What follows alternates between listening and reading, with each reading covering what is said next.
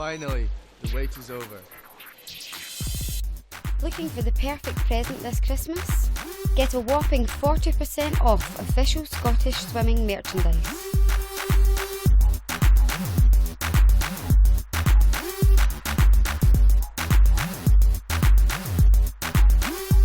Simply go to shop.scottishswimming.com for a range of t-shirts, hoodies and vests.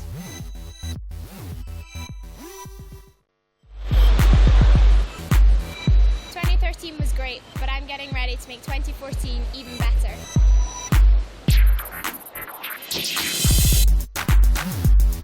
It'll be a great night just to catch up, relax, and as a swimmer actually get to dress up and look normal. And then a chance to see lots of people from all around different parts of swimming and have a good evening with them. The awards ceremony was fantastic with most people turned out ever, so years to come it's just going to get bigger and bigger.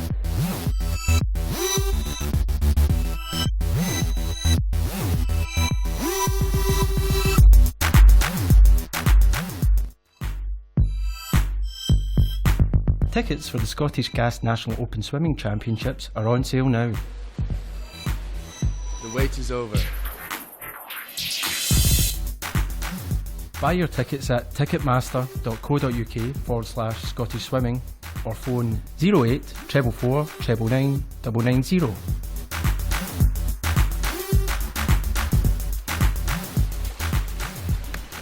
Come down to the Tallcross International Swimming Centre to come see me and more than 700 other swimmers compete.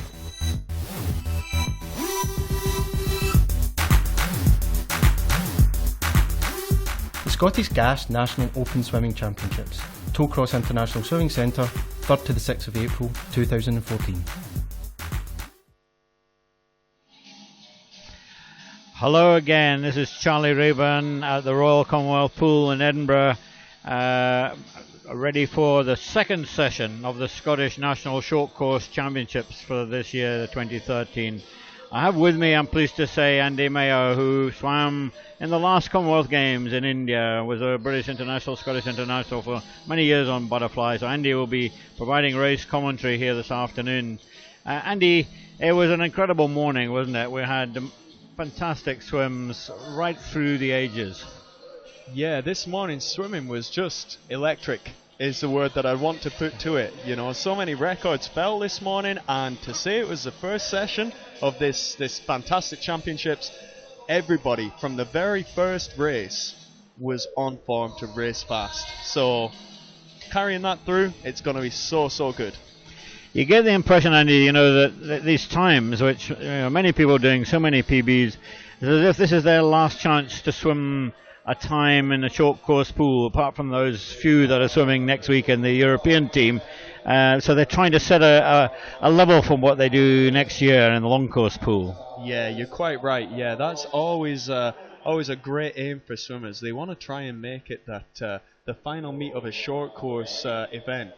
They want to set some really fast times that they can then try and target to replicate when they race long course, because long course makes it a little bit tougher racing. You've not got as many walls to push off, and naturally those same races aren't as quick as when you've raced some short course. So this gives them a great target to aim for in the summer. Now we're very keen for the audience here to watch all of the sessions live here on the being streamed to you, and just to let you remind you, if I can, of the session times. This afternoon it's going to start at 1:15, and if just a minute or two. It starts tonight at 5:30, and then again 3 sessions tomorrow, starting at 8:45, 1:15 and 5:30. Yeah, guys, as well, you can also get in touch via Twitter, okay? And if you hashtag us, you can hashtag us at... Just let me get the link. You can contact us on hashtag SGSC13, and also there's an Instagram competition. And we can check out all the different pictures that you can send in from the exciting racing that you've been watching today.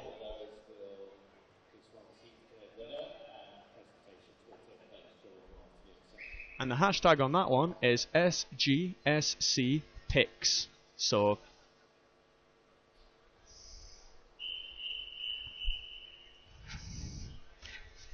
first event, the women's 800 freestyle. There are going to be 5 heats this afternoon.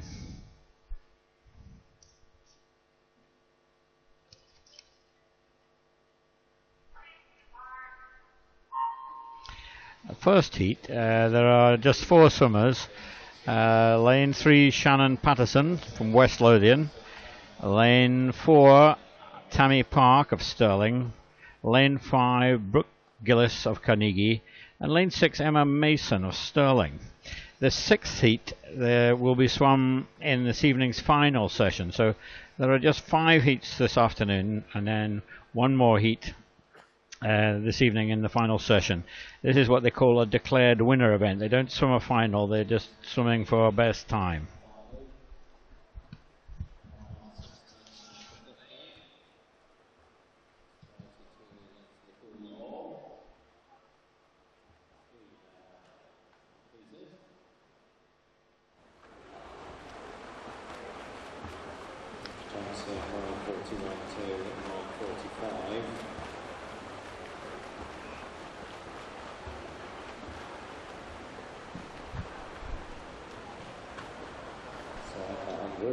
Goes through 1:05:42.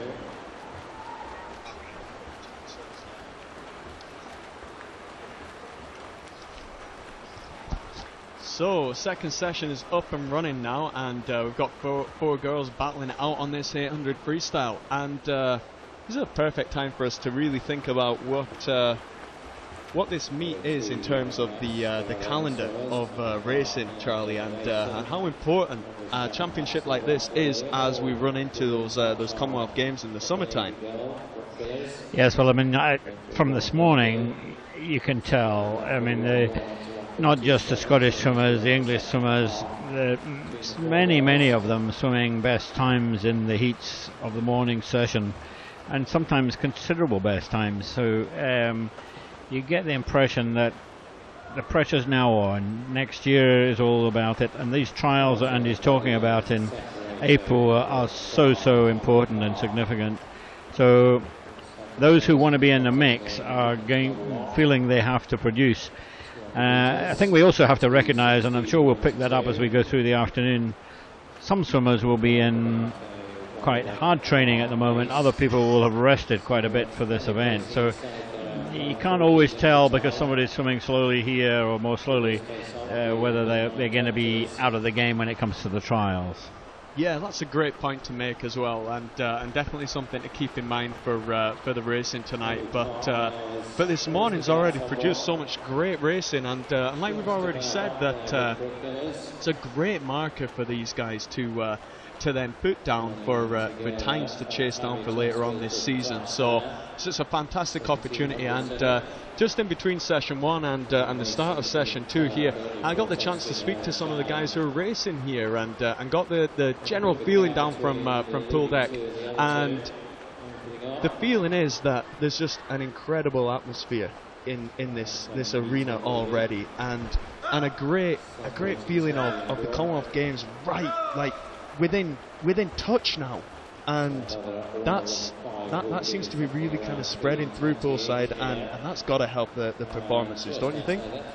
I think so, and it's a great sport. This, it's always thought of as an individual sport, and some of them will be competing hard against each other to get a place, but they're all wanting each other to do well.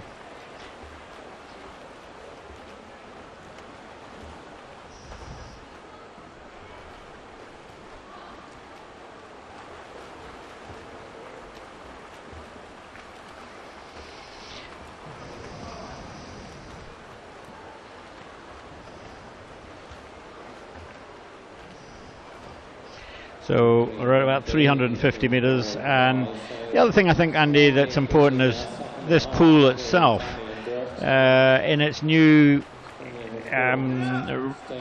life. It's been completely rejigged, and it's now, from a competitive swimming point of view, it's really so good now. It's so bright, it's now so deep, it's at least 2 metres deep all the way, and what they call deck level. It means the water goes over the sides and much flatter and calmer water. It just really just feels good for everybody, and they enjoy the environment. And I think that contributes a lot to these sort of performances that we've been seeing already today. Yes, yeah, that definitely resounds here.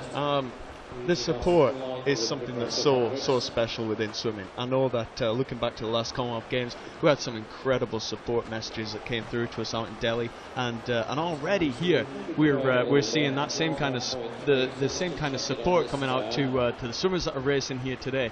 Just going to have a look at the Twitter feed here at the hashtag SGSC13live.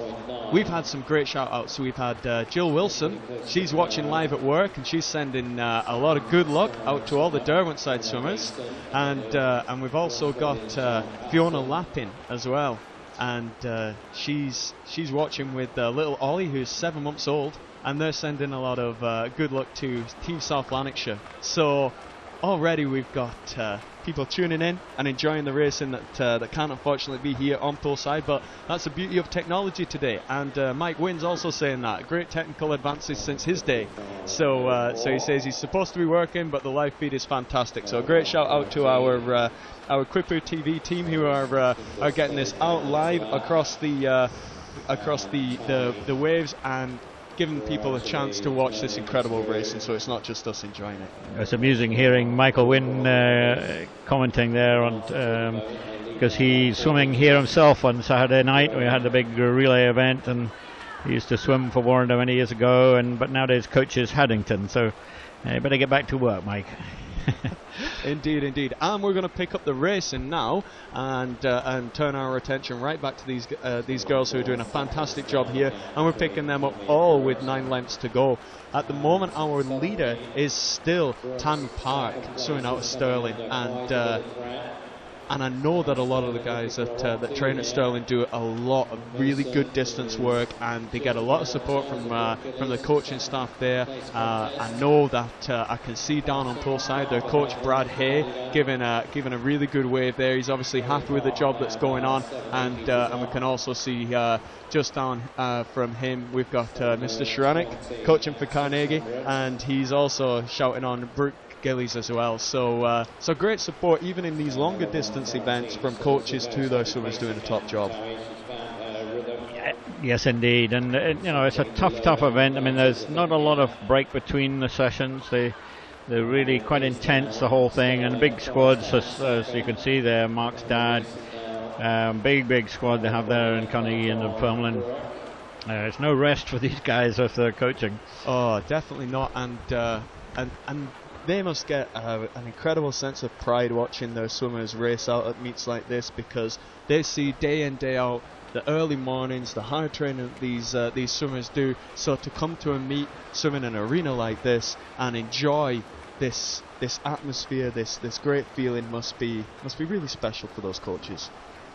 Yes, indeed. Now just going back to the pool itself, and you can see in lane number 5, it's Brooke Gillis. She entered on 9 minutes 43.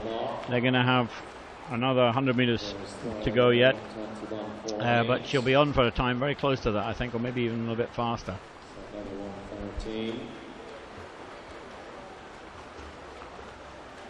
So see if she's got anything in reserve to put in a final sprint after.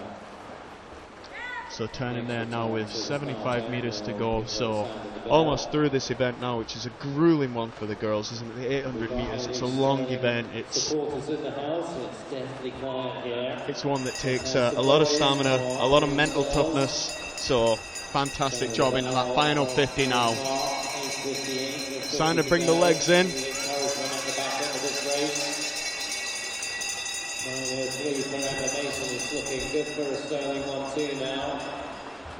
Only 15-year-old Brooke Gillis, but there's a sort of maturity about her that belies that, really. A very long kind of stroke. keeping a really good breathing pattern throughout this race as well, which we spoke earlier on today, Charlie, about being very important. Last 5 meters into the wall, 9:32. Wow. So 11-second improvement on our entry time there for Brooke. Fantastic. So this morning's success is being continued here this afternoon. So we'll just wait for the result to be confirmed, and there it is. Tammy Park on Tammy Park getting the touch. I should have said that. Now we're moving on to heat number 2.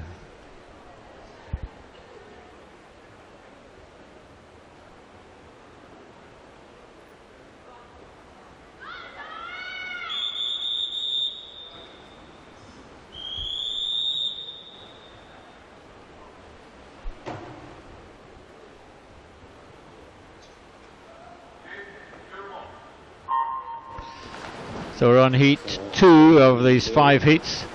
Lane 1 is Rachel Saxon. Lane 2, Gulsum Onal of West Lothian. 3 is Jennifer Henderson of East Lothian. 4 is Natalie Leese of West Lothian. 5 is Zoe Scott of City of Glasgow. 7 is Robin Patrick of South Lanarkshire. 7 is Beth Armour of Aberdeen. And lane 8 is Lorna Blair of Heart of Midlothian.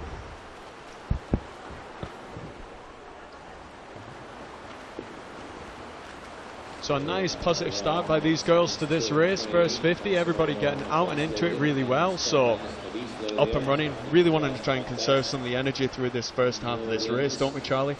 As it's important for the girls to stay nice and balanced and nice and even on those pacing splits, don't you think? Absolutely. These girls in this particular heat entered times of 9:28 to 9:39, 10 seconds between them. But all in the sort of 15 to 17-year-old sort of age group, and it's a time of learning. You know, they're growing. The pace of the swim is very significant, and then of course it's a question of, do they go out a little bit harder or a little bit too slow? So you see all of this opening up in front of us. Yeah, and experience will be the key that really sees them through, and they'll also be trying to get little looks across the pool to their coaching staff. We just saw a member of the Glasgow team coaching staff, and they'll be trying to look to their coaches to get the thumbs up that the pacing's bang on. So far it seems like the messages from the coaches are looking good. And even on an 800 short course, really enjoying this bouncing off the walls, this really fast racing. And for the guys at home, if you're watching this and you're also enjoying all of the racing like this, please keep your eye out, because tickets are now on sale for the Scottish Gas National Championships at Tollcross from the 3rd till the 6th of April. And this is the first opportunity for swimmers to achieve the qualifying times for the Commonwealth Games. So if you want to be there and watch our country's finest trying to make that special Commonwealth Games, check out Ticketmaster on www.ticketmaster.co.uk/Scottish Swimming. And the tickets for the heat start as low as £4, and the finals are £6. And the great deal to be had at the moment is if you buy 5 or more sessions, if they're booked over the phone, there's a 10% discount. And that phone number, if you are interested in getting that 10% discount, which why wouldn't you be? 08444 999 990. So get behind Team Scotland on that one. Well, you remind me, last year when the Olympics were on, I and a few others knew that we would never get, or it would be very difficult to get tickets for the Olympics, so we went down to watch the trials, because we knew probably the only time to go was to go to the trials at the Olympic pool, and I would say the same in Scotland. I'm fortunate I managed to get 5 tickets for the swimming, but encourage you all to get involved in the trials. Also, you'll see at the top right, we just had the Twitter feed up there. So we've got 2 different Twitter hashtags there. So the first one there was, if you want to tweet us, we're at hashtag SGSC13 live. And like we mentioned earlier on, for the Instagram competition, if you could send to the hashtag SGSC13 pics, that'll be for that Instagram competition as well. So a lot of fun to be had today as well, because within that, all the pictures that are posted and tagged with that SGSC13 pics, that'll go into a draw to win one of 5 brand new guidebooks to Glasgow, and that features Robbie Brennick's favourite places to eat around Glasgow. So that's fantastic. He's based in Glasgow, so should know the city inside and out now. So yeah, definitely get involved in that competition for a good chance to win one of those guides. So now we're in the race. Jennifer Henderson, East Lothian, just leading in 4:35.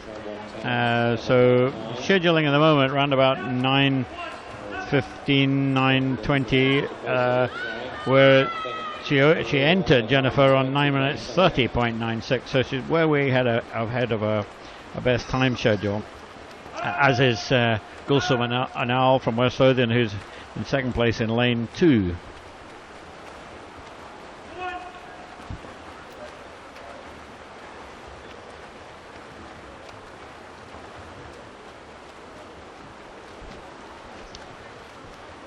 Could we have a coach from Aberdeen, please, to the quarters table? Coach from Aberdeen, please. Thank you.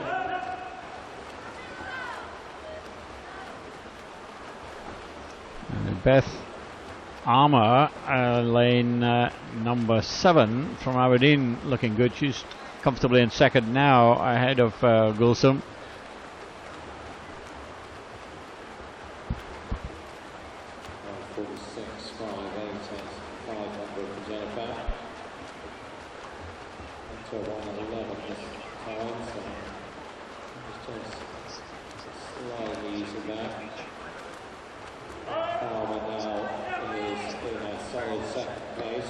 See whether she can close. I think she might be closing a bit on Jennifer Anderson, so we were keeping an eye on the gap between Jennifer in lane 3 and Beth in lane 7. This is turning into a really interesting race now, Charlie. It looks like it's starting to close up. So, as you rightfully spotted, Beth Armour moved up into second place, but now she's on the hunt for that gold, and she's really starting to track back Jennifer Henderson now. So it'll be very interesting over these next 9 lengths whether she can make a dent in that lead and start to take it over herself. You would think now with Jennifer breathing on Beth's side that she'll see her. She breathes and be aware of the threat now, and it's a pretty big threat. Look at that, it's only 7/10 now as they go through 600. So this one is... So now we're inside the last 200 metres, and as Charlie spotted, it does look like it's starting to close right up now. Less than a second between these 2 races now. Encourage your swimmer on. I need your help. So this will be interesting. We're on 100 metres to go after this. With 150 to go, they're pretty much even. Yeah, 150. Sorry, 150. They get the bells going in with 50 metres to go. I always find it interesting to see which timekeeper can ring the loudest bell. Very much so, very much so, and they'll be wanting to ring them loudly for this, because after all these metres swam, it looks like it's going to come down to a head-to-head between these 2. I know that that Jennifer Henderson's able to look across the pool now. She's able to get a good look. See Beth Armour right beside her again now. So this there's no surprises now. With 100 to go, they both know that they're in the race, right? For the first time it is 0978 against 10:11. So inside about 3/10. And second gap. So I suspect it will be all about final sprint speeds now. Next time will be the bell for the 2 of them. And Stephanie Beth has about a metre. So just to remind you, lane number 3 is Jennifer Henderson from East Lothian, and lane number 7 is Beth Armour from Aberdeen. There's the bells ringing, and at the moment it's Beth Armour by 0.6. Really tracked it back now. It's going to be a tall order to see if Jennifer Henderson can respond back now as they turn. It does look like Beth Armour's got the edge on this one. They're both going to go to the legs down this last length.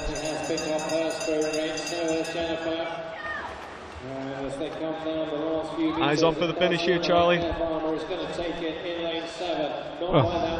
Goes to Beth Armour. Beth Armour from Aberdeen, 9.19, who entered the meet with a 9.31.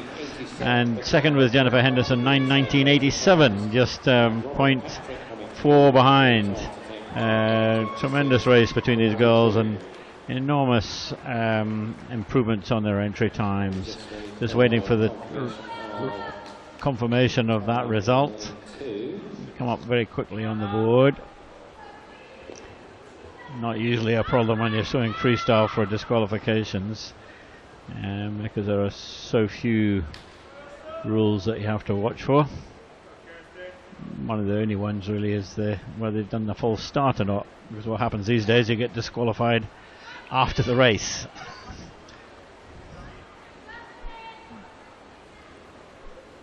So still waiting for this confirmation.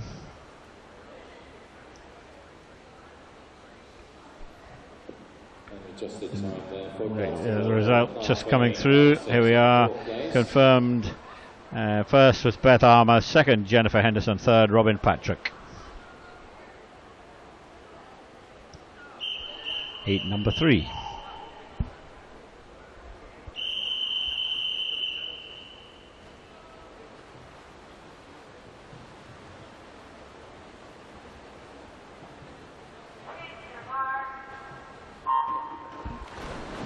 In heat number 3, in lane number 1, Kirsten Clark of City of Glasgow.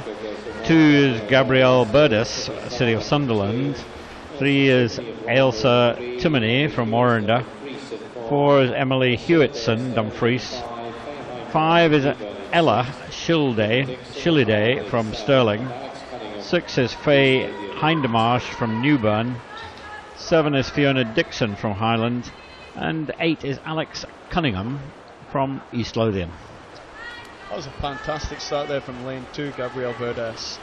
She's really getting out there on this swim, and I'm hoping that she can settle into that rhythm and keep a really strong pace going, because this first 100 she's absolutely flying through so far.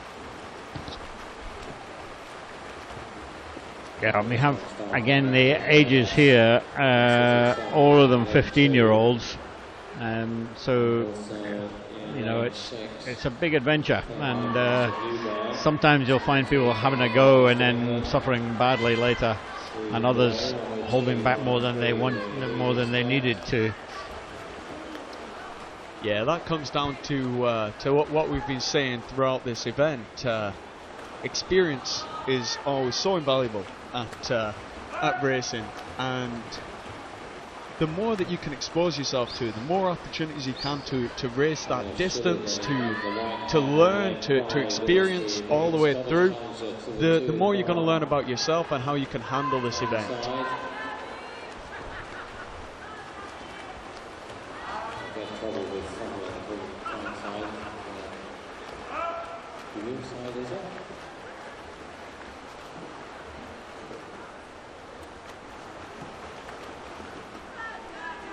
I know we keep talking about this pool, Charlie, but the thing that really strikes me about being swimming here is with the way that the stands are set and the different swim down pools which are situated all around this racing pool that we have. It does feel like they're right in a coliseum of racing, and that must be an amazing feeling for these guys, because you feel like you're in something special where all the eyes are on you. Yeah, well, one of my happy memories on the microphone in this pool, in its old configuration, and now many years ago, was the European Short Course Championships. And it was, you know, we had to have a special boom built for that. But you know, it is a special pool, this, I think there's no doubt, and it comes across now technically as a very fast pool compared with before, so you're comfortable with where you're at, and also I think the swimmers have a feeling that they're going to swim well in it. And psychologically, that kind of advantage can be the big difference between having a good meet and a fantastic meet. And so far we've already seen some fantastic racing this morning. We're going to see some more throughout this session and later again tonight. And all of this world-class racing that we're talking about, if you're a massive fan of that, just like what we are, please know that there's still tickets available for the Duel in the Pool, which is on Friday the 20th and Saturday the 21st of December. For tickets for that event, go to www.duelinthepool.co.uk, and there you'll get to see even more world-class athletes doing battle. So leading here, lane 2, Gabrielle Buddes of City of Sunderland in the red cap in lane 2, and I should have said that. I missed out. Lane number 6 leading is Faye Hindmarsh from Newburn, another of the clubs from the northeast of England.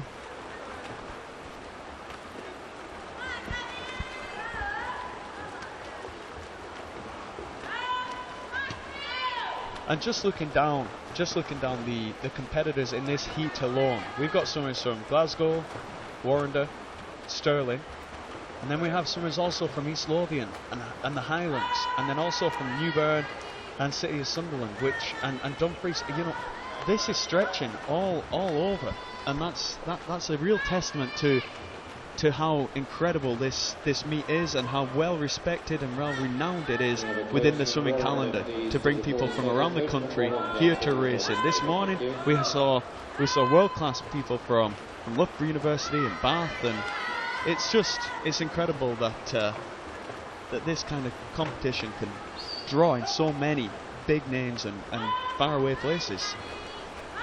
It does now. Just looking at the race again, it's still ahead. It's Faye Hindmarsh from Newburn, and second to her in lane 5 is Ella Shilliday from Stirling.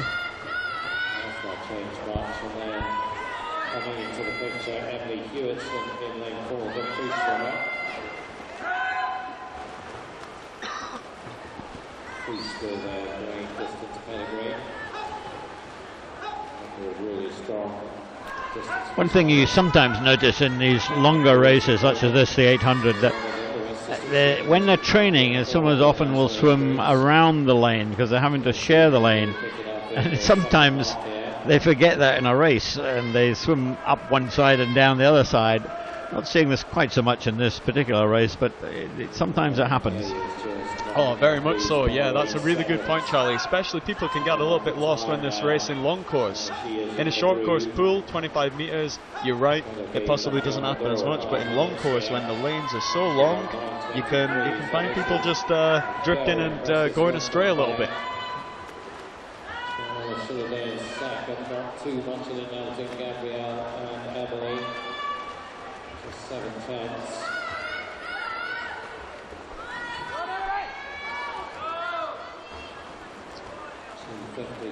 So teammates as ever supporting swimmers within the pool, and such a great support network to have, and such a great energy boost when you look to the side and you see people have taken the time out of their own preparations to cheer you on. So as you can see, we've got our leader from Newburn, and she had support network there cheering her along all the way.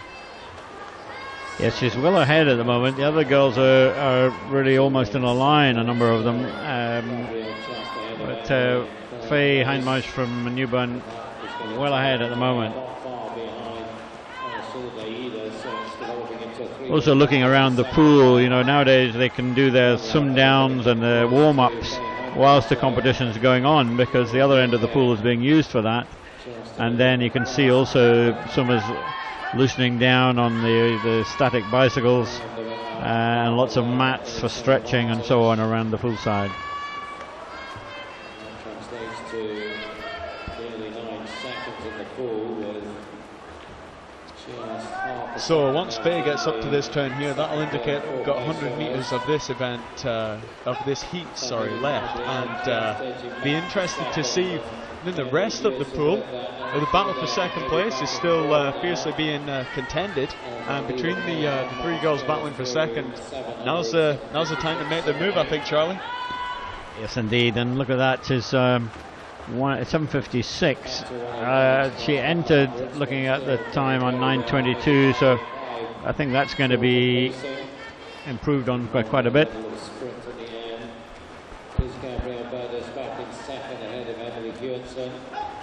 So she's come back well here. Strong start. So the bell for Faye. So that is the bell. That is the bell there for Faye to say that she has 50 to go. And now the bells are ringing for the battle for second place. So let's see who's got the legs left to race down those last 2 lengths for us. Gabrielle Burdess, she's still holding on to that second place at the minute, but Emily Hewittson's really going to try and come off this wall and come back at her, I feel. Putting every ounce of energy into this one. So a terrific swim from Faye, and she comes in 9:07. Look at that. Fabulous swim, 9:04.07 for her. That's Faye Hindmarsh. She entered on 9:23. Second is Gabrielle Byrne. Who entered on? She entered on 9:23. So just waiting for the confirmation. Still Custon. First is Faye Hindmarsh 9:4.07. Second Gabrielle, and third Emily Hewitson.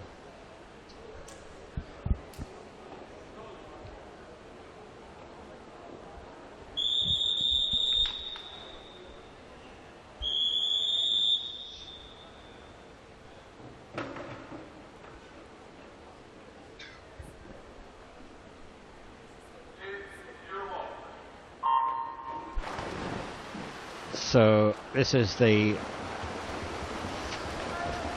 4th heat, and there is one more heat after this afternoon, and then one more heat tonight. Heat declared winner event, so they don't have a final. So in this 4th heat, lane 1, Emily Horn, Perth City. Lane 2, Lucy Illingworth, South Ayrshire.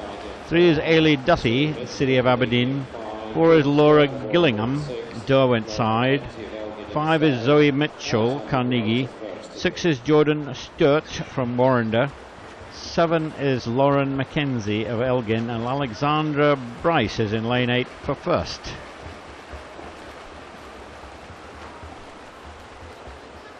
So a really nice even battle in the centre of the pool between lanes 4 and 5 as we start off. So Laura Gillingham and Zoe Mitchell really trying to take each other on at the start of this race.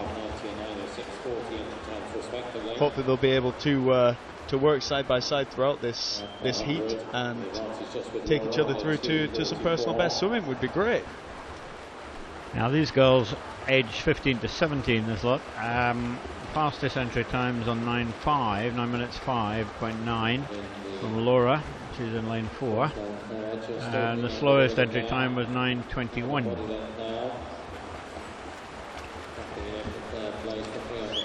And no sooner have I said hopefully they can stay together as they almost break apart as Laura Gillingham really starts to take command of this heat. So hopefully Zoe Mitchell will be able to get back on terms throughout this event and see if they can both get close to that 9-minute marker. Yeah, the 9 minutes is always a bit of a divider in the 800. That's a sort of mark that they'll go for. The top 8 here all entered under 8:52 and 3. And in fact, next heat we're going to see there are 4 girls under 9 minutes on their entry time.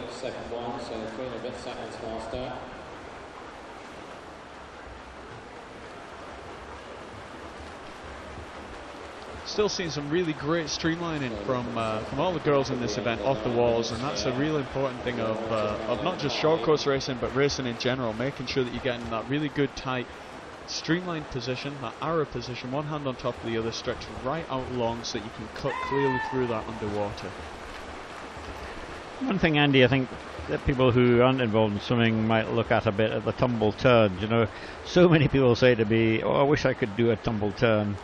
If you look at it, it's actually not as difficult sometimes as people make it out to be. You know, it's a question of probably easier when you're swimming fast, isn't it, than when you're swimming slowly. Yeah, very much so, and that's a good point to make. I think that I think the trick is not to try and do everything at once on a tumble turn. Okay. Essentially, it's just a forward roll in the water, but you're trying to land those feet side by side, firmly on the wall. Only once you're on the wall are you going to push off on your back and then rotate onto your front during that underwater phase. So some people sometimes get a little bit mixed up. They try and do the twisting, the turning, everything all at once, and they find themselves on the bottom of the pool wondering what happened. So always breaking it down into your ABC is the best way to handle any of these skills. Yes, I mean, sometimes you make a mistake and you miss a breath, and it is a problem. But have a go, and I'm sure after a wee while you'll get a hold of it. Here we go, though. Still ahead in lane 4. There's Laura Gillingham from Derwent side. Up to 6.5 seconds.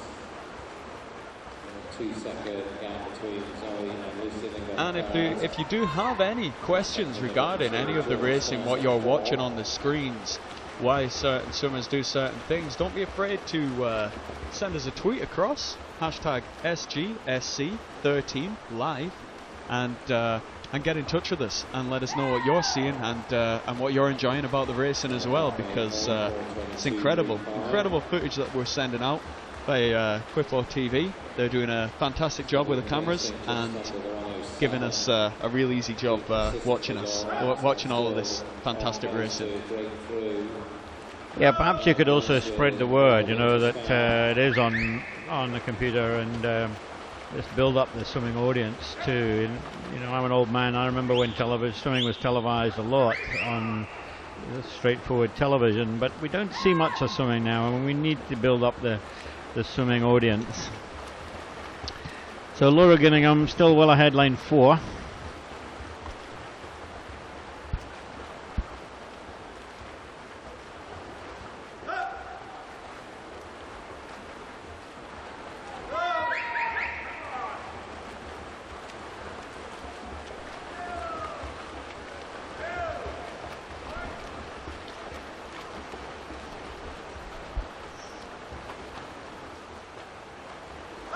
Ooh, a sneaky breath before that tumble turn at the top end there by Laura.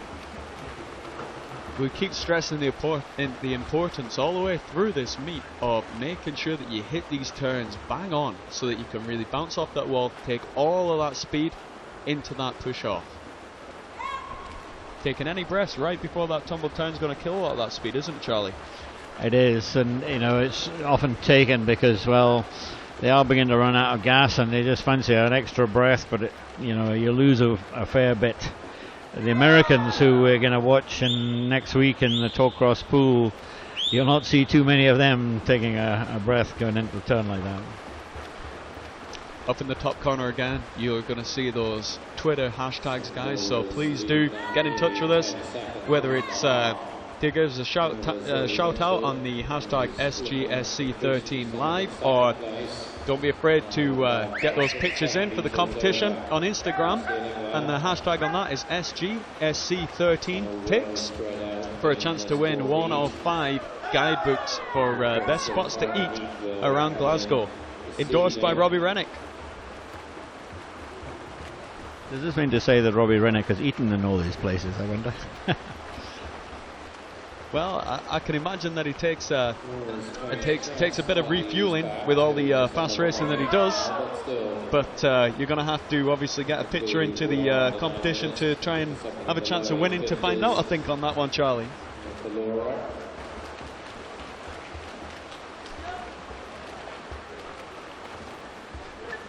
100 metres still to go then for Laura Gillingham. Zoe Mitchell in second place in lane 5.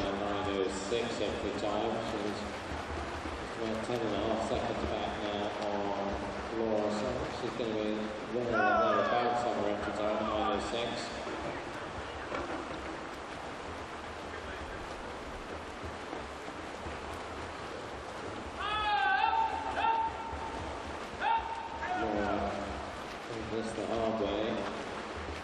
Around 100 to go now, 7:46.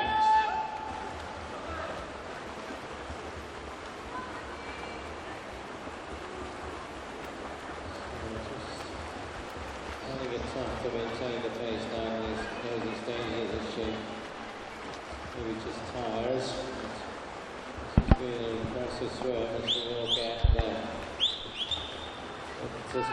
So the bell rings for 50 metres to go for Laura Gillingham. There it sounds. As she goes through 7:50 and 8:20. And you can see he's 39 seconds left to go. She's going to be very close to that 9-minute mark. Remember we talked about the 9 minutes, a big sort of barrier to break for these girls to break the 9 minutes for the first time.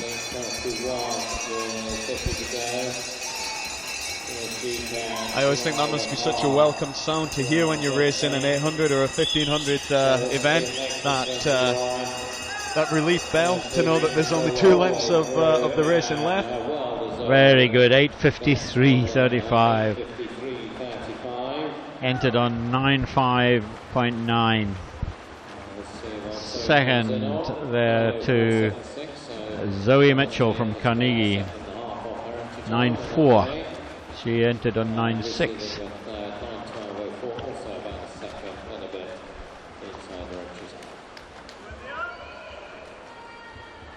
Well done, girls. That's the last 2 finishing now. And we just wait for the confirmation of the result, and there it is. First there to Laura Gillingham, 8:53.35. Second, Zoe Mitchell. Third, Lucy Illingworth. And we have one more heat of the women's 800 this afternoon. One more again this evening, of course, the fastest heat.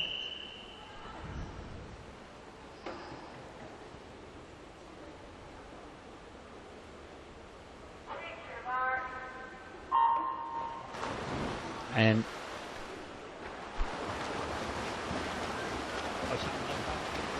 nobody in, okay. In the 5th heat, lane number 1, Alicia McCracken from first. In lane 2, Jennifer King of North Ayrshire. 3 is India Dodd from Warrender. 4 is Abby Houston from Dumfries. 5, we have no swimmer. And lane 6, Jennifer Tatters, City of Sunderland. 7 is Lucy Walton, City of Sunderland. And then in lane 8, Barry High of Wren 96. These girls, age range here 16 to 18, and the entry times, most of them faster, just 2 of them slower than the 9 minutes. So we're getting a little bit faster on the entry times here.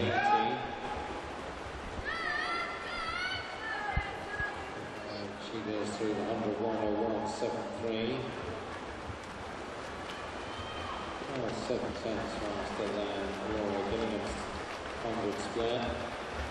Second place, India Dodd. Third, Abby Houston. Fourth, Jennifer Tatters, all fairly close.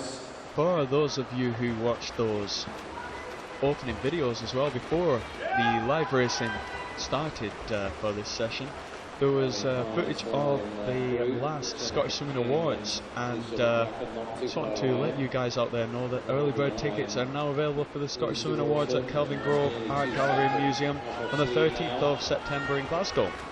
The tickets are £50 until the 22nd of February, and they can be booked at 0141 357 2235, or if you go online to www.registerforevent.co.uk/ScottSwim 2014. Through 200 to 841, 1.6 up. So this is a very early move from lane 7, Lucy Walton, City of Sunderland, red cap there in lane 7. She entered on 9 minutes 2.8, so she had one of the slower entry times, but really going for it at the start here.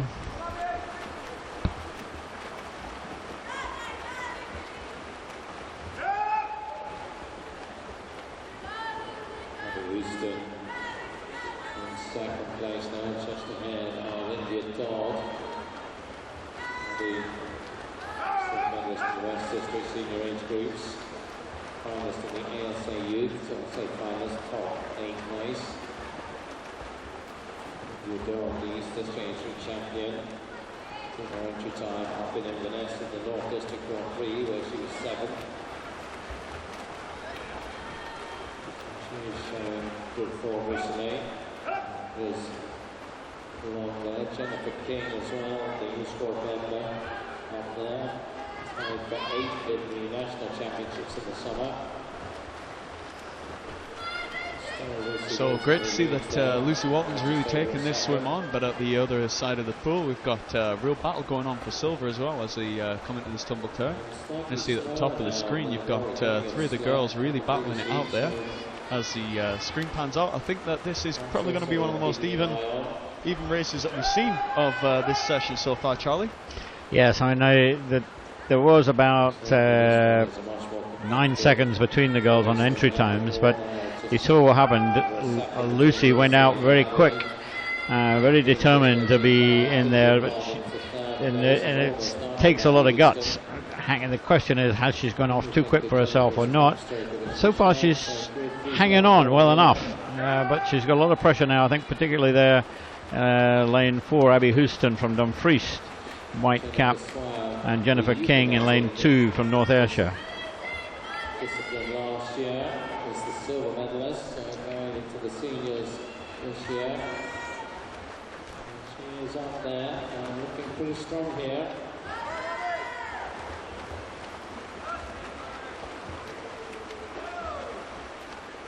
So lots of racing to go in this one. 4 swimmers in the hunt.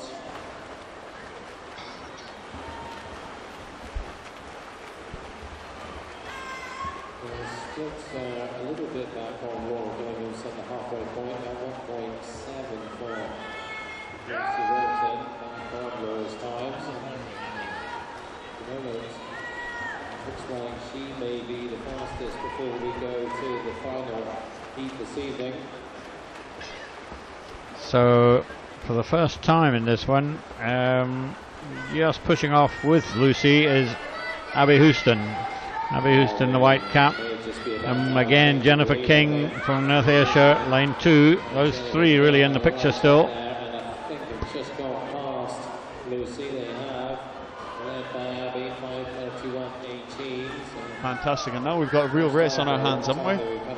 Stretching right across the pool, as you can see on your screens. This is about as spread out as we could get on an 800, I think. 7-0 split, but it must have been about a 106 for Abby, because she was about a second back.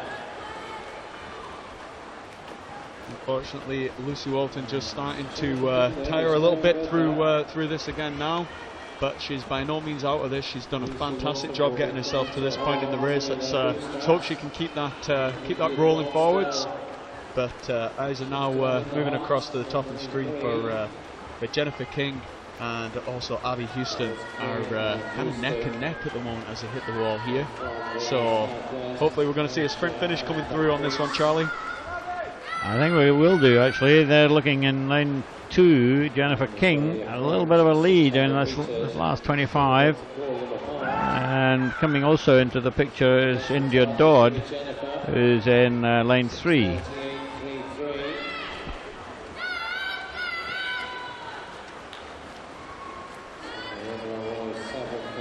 Seems just as one of the girls starts to break away, the other girl starts to even it back up again. But lane 2, eyes on Jennifer King. She's I think if she's going to try and make a move, it could be now.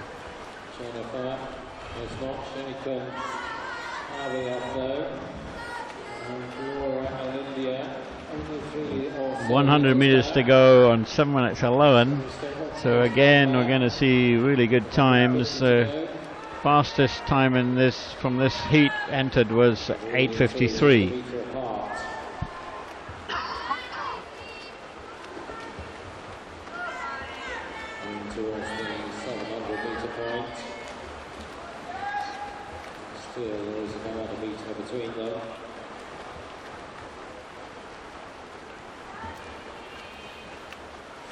So as we turn now with the leader with 100 metres to go, so 4 lengths.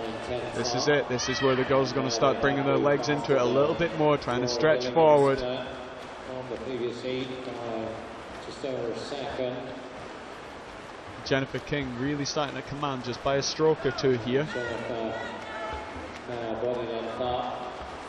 So she's looking as if she But it all depends, doesn't it, on how much Abby Houston's left in the tank for her last assault. And we have to remember that, you know, there's one more heat to go, but it's happened before. One of these girls could even claim a medal, because there is no final. It all depends on what you do in these heats. So if Abby's doing about this, she has to move now, and I can't see it's happening. There's Jennifer King into the final turn, still 1, 2, 3 metres off. It's great to see that Lucy Walton is still doing well at the bottom of the screen. Just out of shot at the moment, having had a great start. She's still in the mix down at the bottom. The gap is shrinking.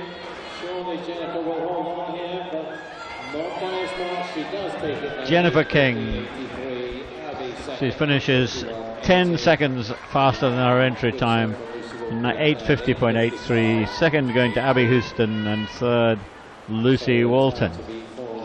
And all considerably faster than their entry times.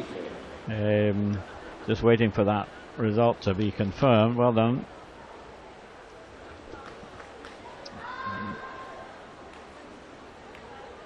That's it, being confirmed. Jennifer King, second Abby Houston, third Lucy Walton.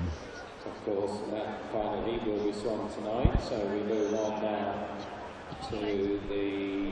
So looking at these results of the five heats that we've had, and one more heat to go. They're just running through them here. There we are. They're the first 8, 9 minutes 4.7 and faster. Jennifer King, somebody will have to remember when it comes to the fastest heat. 9:17 marking number 16. But I would guess, Andy, that probably half of those at least were faster than their entry times. Yeah, which is a fantastic ratio to have. Coming into not letting this meet overawe them or getting too much.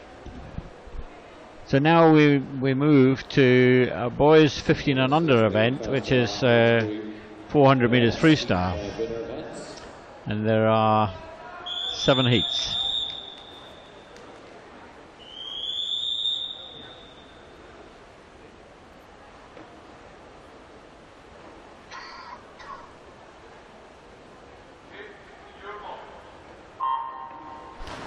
Now in this first heat, in lane 1, Scott Lilburn from first. Lane 2 is Adam Pearson, North Lanarkshire. 3, Murray Cousellon from Aberdeen. 4 is Cameron Frame, who's a Scot from Kingston Royals. Lane 5 is Samuel Johnston from Dumfries. 6, Aaron Stowe from Fife Performance. 7 is Rory Lawless from Carnegie, and lane 8 is Duncan McKinney from North Lanarkshire.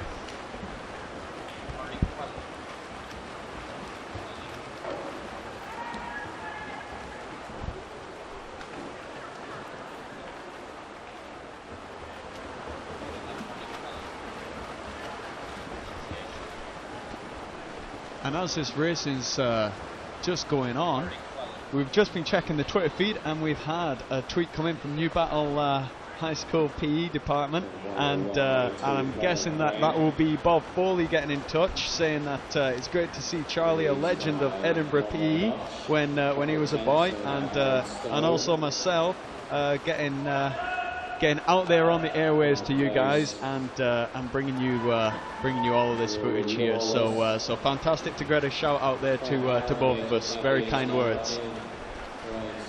Thank you, Bob. Young Charlie here. Yeah, it was good fun for me. Good to be back on the mic for a little while. Now we're reaching 150.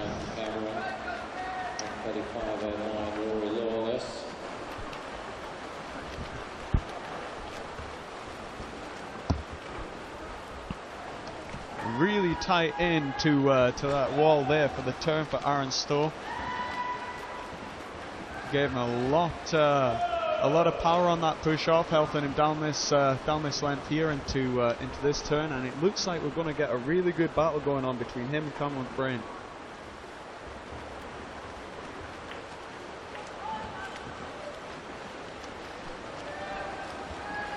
So these guys, it's a 15 and under event. So we have boys aged 13 to 15 in this particular heat. Entry times all within about a second of each other, 4:29 to 4:30.9. Which is brilliant when we look to the swimmer from Carnegie, Rory Lawless, down in lane 7. He's actually 13 years old, and he's taken on Aaron Stowe, who's 15, and he's doing a fantastic job so far. So just shows that age doesn't need to be a factor when you're standing up and racing hard.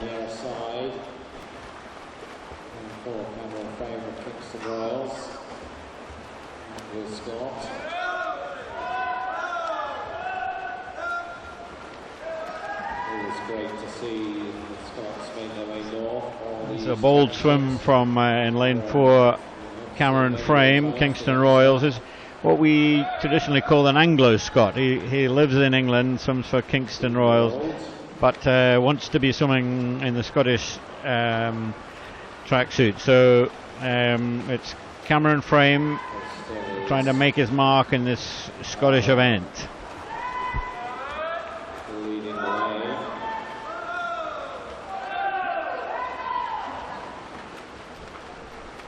Placing just under 108, so we're looking at something just over 420s here, 421, maybe 422. 50 to go. Leads by just over a second still from Rory Lawless. What a real gutsy swim here from Aaron in lane 6. This is a fantastic show of how you can really get out into the swim and keep that leg kick going all the way through. As a result, he's given a great checkpoint for Rory from Carnegie to chase down as well. It's a good swim. Aaron Stowe from Fife performance 4:21.29. That's some 8 seconds faster than entry time. Second was Rory Lawless from Carnegie, and third was Cameron Frame. That's the Anglo-Scot, 4:27.17. All considerably faster than their entry time, and those times are confirmed. That result is confirmed. Aaron first, second Rory, and third Cameron.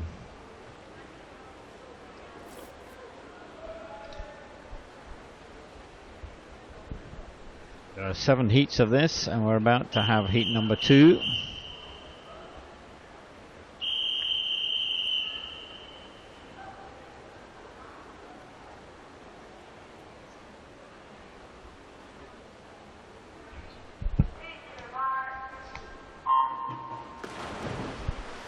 In the second heat, in lane 1, Ryan Buchanan. He's from North Lanarkshire. 2 is Thomas Harrison from Warrender. 3, Kieran Mullins from South Lanarkshire. 4, Ross McPherson, South Lanarkshire. 5, Richard Faulkner from South Ayrshire. 6 is Charlie Smith from East Lothian. There's no swimmer in lane number 7. And in lane 8 is Craig Nisbet from North Ayrshire. The entry times here ranging from 4:27.5 to 4:28.7, and all but one are age 15, and I was going to say all but one, but the one lane missing was age 14, so all of them are age 15.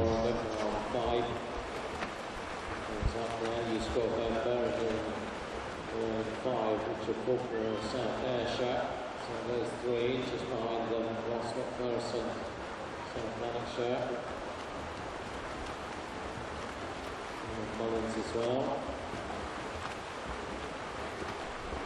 Number 2, 3. Still it is Ryan Buchanan holding the lead. Nice turn there as well, just goes his lead a little bit in that turn.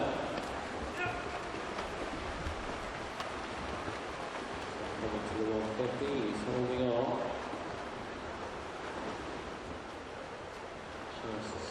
Great racing from the top of the screen right now. Sean, the outside lanes are still as important as the inside ones, as these boys are showing that doesn't matter. Lane 1, lane 8, doesn't matter. They've got a lane, they've got a chance, and as we watch this racing through, Ryan's really showing that he can get in the mix of this. Yeah, these early heats are all seated according to time, so little between them on entry time. So, in theory, the speed of lane 1 to 8 is very marginal. So, it's showing up quite well here. At the moment, you've got lane 1 Ryan Buchanan, and then in lane 5 Richard Faulkner in blue cap from South Ayrshire. These three now, I think, a couple of metres on lane 4 Ross McPherson. Richard Faulkner, his time comes from his home meet, South Ayrshire meet back in April. So, right for updating. Way better than now. Really good race. This the red cap there in lane number 2 is Thomas Harrison. As I say, all these boys aged 15, so they'll all know each other. They're Scottish from various age group championships over the years. Because they, at that age and stage, they, get growth spurts and improve quite a bit, and then somebody else catches them up. It's quite an interesting business as you go through your swimming career. I couldn't agree more. Swimming is definitely a sport that has your ups and downs, and like you say, growth spurts, that's usually when it's going to take a little bit of time for your body to catch up, and there are times when you might struggle performance-wise. You might not race as well as you have been doing before. You might feel like you've gone a little bit backwards. But speaking from definite experience through my journey and my career, I know that there were ups and downs. There were good times of seasons, and then there were also times where I really struggled to break personal bests. So couldn't be a truer word said, Charlie. Well, here we go, finishing off now, lane number 1, Ryan Buchanan. He's really got a bit of pace here in the last 50. Win very comfortably in this particular heat. It's going to be all about time for him, though. 4:20.65, that's 8 seconds faster than his entry time. It's really hard to measure. The improvements are so dramatic for this stage in the year. In lane number 5 in second place was Richard Faulkner, South Ayrshire. So that's it confirmed. Ryan in first, second was Richard, and third was Thomas Harrison from Warrender in 4:24.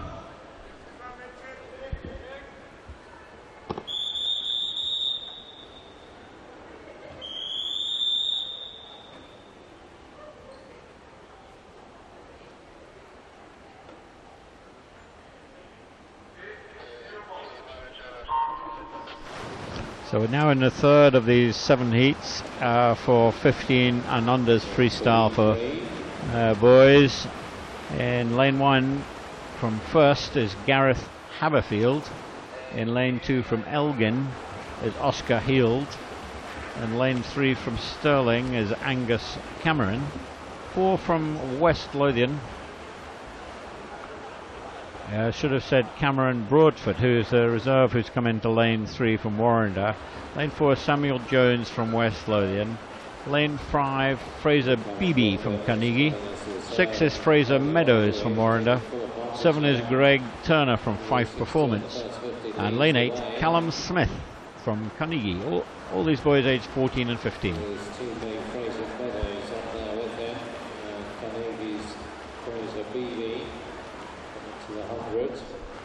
Entry times here ranging from 4:25 to 4:27.48.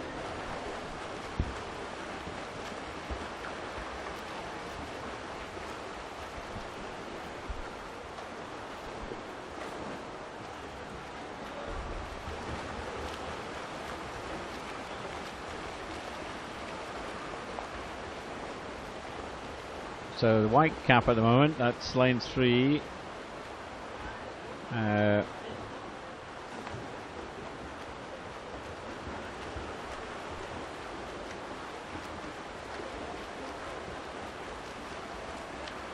Fraser Beebe now starting to challenge Cameron Brookfoot.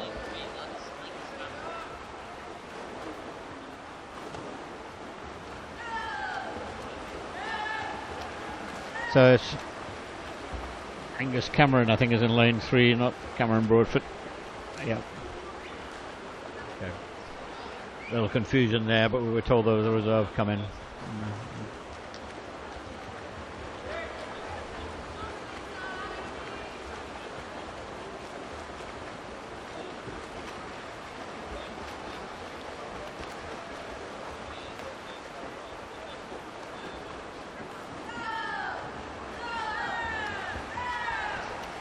So at the moment then, in lane 5,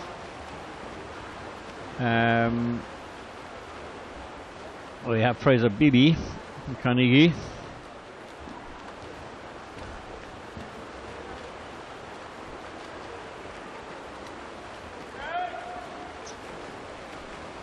Oh, it's going to be a good finish here. Coming up in 1 is Gareth Haberfield.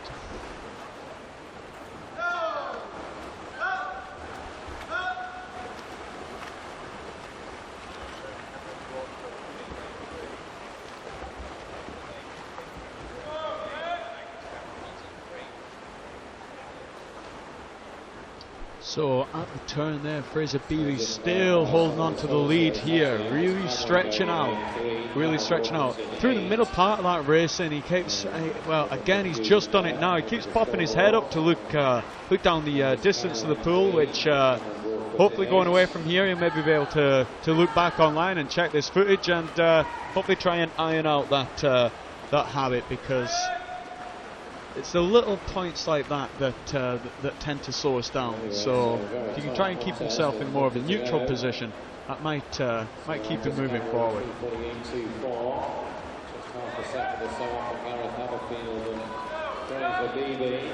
The great battle that's going on now in the pool. Fantastic swimming.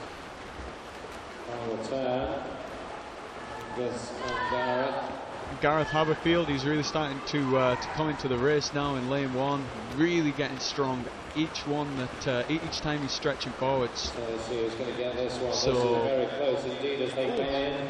The touch just going to Angus Cameron, 4:20.46 by a tenth from Gareth Cameron Beaufort getting 4:21.20.46, and second going to Gareth Haberfield and 4:20.56. Those times again about 8 seconds faster than entered. Third goes to Fraser Beebe. Just wait for those results to be confirmed.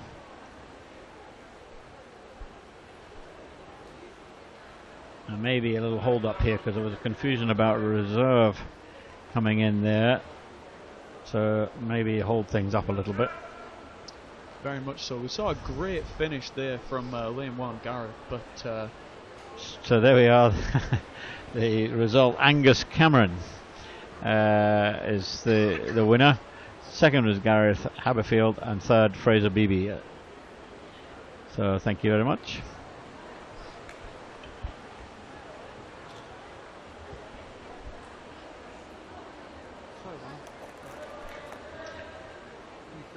Now we're moving on to heat number 4. These 7 heats.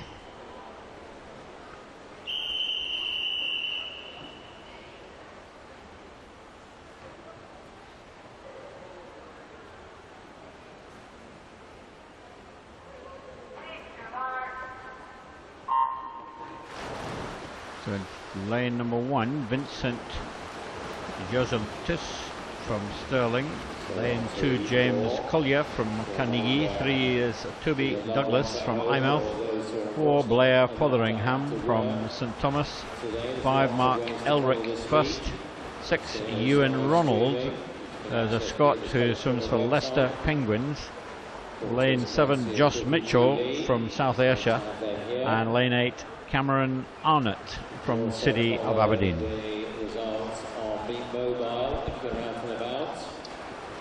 And it looks like Toby Douglas is our early leader of this 400, so it'll be very interesting to see how this one plays out again. www.swimmscotland.org.uk for all your Scottish swimming results. So 3 ways to follow the fun. If you guys are enjoying the racing as much as we are and you're watching it live, please get in touch with us on Twitter with the hashtag SGSC13 live and let us know what you're enjoying so far. And also we've got an Instagram competition going on, hashtag SGSC13 pics.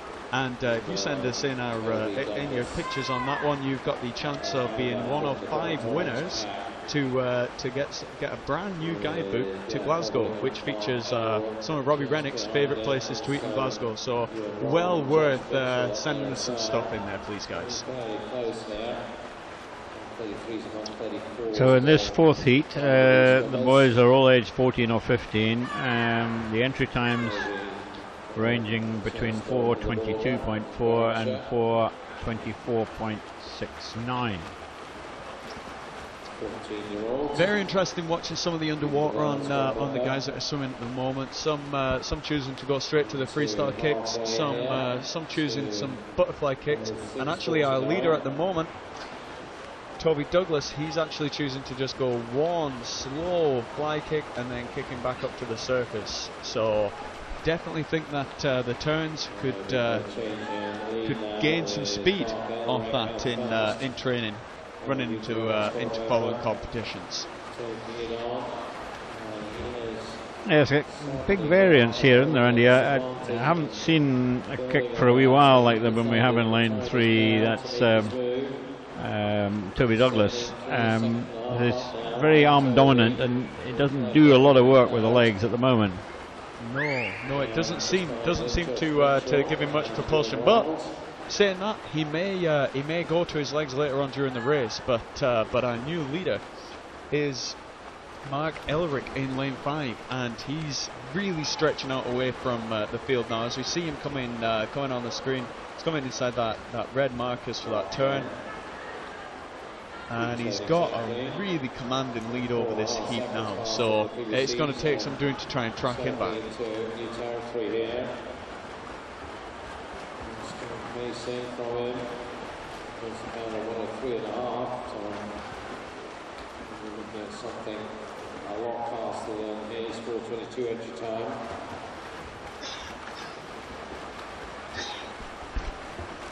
This is a really big lead. Still with 100 metres to go. And 5, Mark Elric from first. The great thing to pick out, on Mark's is when we watch him actually swim out of the turn, his head's down for that first stroke. When we watch some of the other swimmers, they're taking a breath as soon as they come up. He's keeping that head right down for that first stroke, whereas some of the others are taking that breath straight away and paying the price.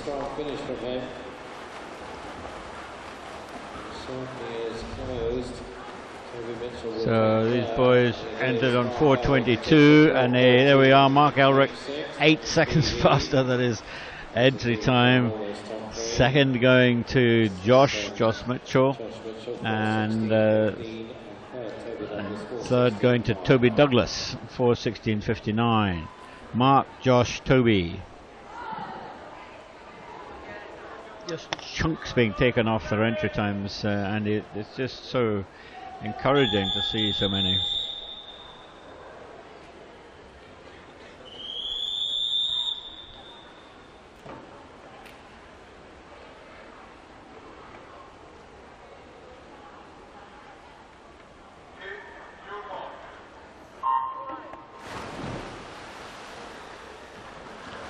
So now we're in the 5th heat, and there are 7 heats. And lane number 1, Ewan McComish from South Lanarkshire. 2 is Tom Bealey from Aberdeen. 3 is Jeremy Scott from Warrender. 4 is George Clough from Warrender. 5 is Finlay Deans from City of Aberdeen. 6 is Ryan Retson from First. 7 is Fraser Gill from Aberdeen. And 8 is Cullen Doyle from North Lanarkshire. Entry times ranging here between 4:20.6 and 4:22. Age range 13, 14 and 15.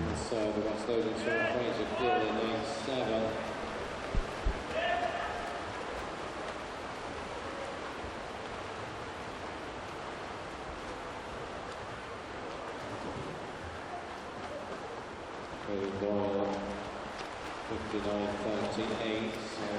And following on from the discussion that we had just during the last heat there, Charlie, we were talking about breathing out of the turns and how important it is to have your head down as you take that first breakout stroke out of the turn. As we're seeing, quite a lot of the swimmers within this are bring their head up during that first stroke. And why is it important to keep your head down during that breakout, do you think? Well, I think the real issue, one of the big key words in swimming is streamlining, and of course as soon as you lift your head you're really presenting an awful lot more resistance, so you've always got to remember to really streamline. And you notice it with some of us nowadays are so flexible and, you know, really able to stretch themselves. Now, just to remind you, these heats, we're in these 15 and unders. You know, we're just no final, so we're just swimming right through for the best time. So important that these guys, there's two more heats after this, no final, so they could win a medal from these heats if they swam fast enough. Which is a great mentality for these swimmers to have, because there's nothing held back then. It's just breathing in. Really great racing. As soon as they're diving in, it's on. There's medals up for grabs, and that's a way to really inspire those guys to do their best every time they dive off the blocks. So a real race here, just perhaps lane 5. And in lane 5 we have Finlay Deans from the city of Aberdeen. And lane 7 as well, Fraser Gill, down just at the bottom of the screen. We just saw him kicking up, and you can see him at the bottom of the screen that you're viewing in the blue hat. Really starting to swim away. Hope that you can keep up this rate. That's a good breakout from him. Head down for that first stroke. Really carrying all the speed from the turn through that. So really 3 of them in it now in the mix with 100 and what have we got? We've got 50 metres after this turn. Finlay Deans in the purple cap. 50 to go. Will be a new leader. Just Finlay Deans from Fraser Gill from Jeremy Scott. We did a 4:17 in Inverness. What can he do here? He'll be faster than that. Jeremy Scott. This is going to be a close finish on this one here, Charlie. Finlay Deans might be able to hold on to take this, but he's going to come under pressure now. Finlay Deans hold on. Jeremy Scott, I think, is his main friend in lane 3. Let's see who gets the touch. And it goes to Jeremy. Really nothing in it.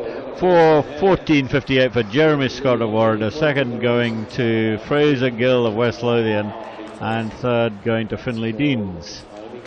And just waiting for that result to be confirmed.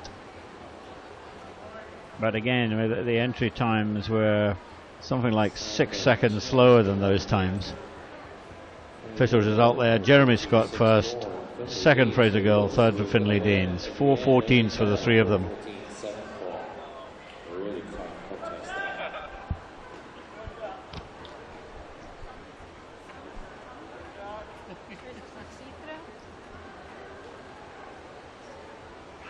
We have 2 more heats. This is heat number 6.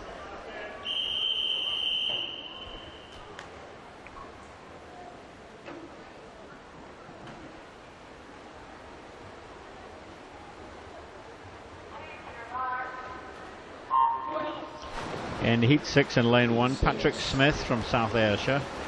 Lane 2 is Kai Armstrong from the city of Belfast. 3 is Jack Saranic from Carnegie. 4 Martin McInnes from the city of Glasgow. 5 is Jack Harrison from Warrender. 6 Cameron Nelson from Carnegie. 7 is Ellis Lawson from First. And 8 is Craig Barnes of Carnegie. Have a look at that. 3 tied for the lead there in the 50. Jack Saranic, Martin McInnes, Jack Harrison all on 27.90. So if that stays similar to that, we're in for a really good heat here.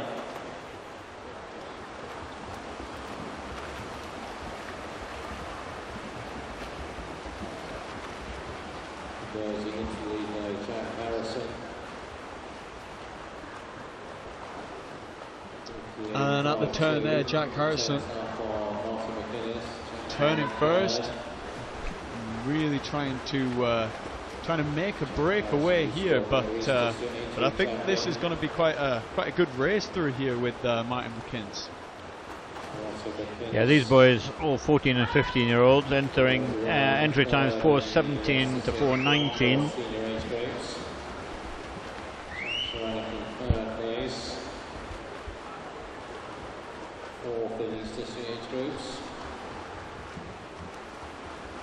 These guys in the centre really putting a foot down right early on, with the big improvements so many swimmers are making. It's the way. I mean, it's a serious breakthrough time for a lot of these guys.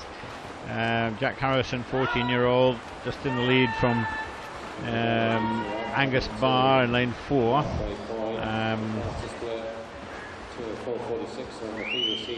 So just at the 200 metres 2:2, and bearing in mind that the entry time was 4:17, again we're going to have enormous chunks taken off their best times.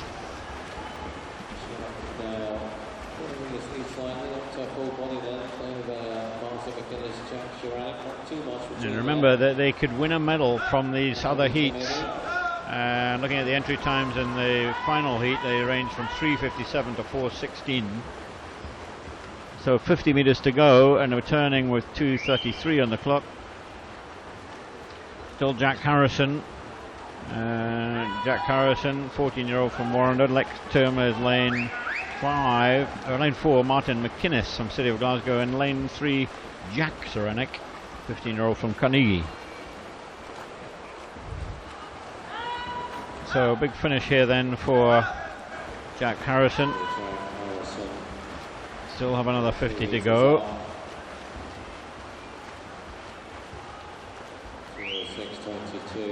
Just see what happens, how much gas is left in the tank. Sometimes you see all sorts of things happen at this stage. Very much so. Really, as the boys start to get a little bit tired in this last stage, you really get to see their strokes change quite a bit.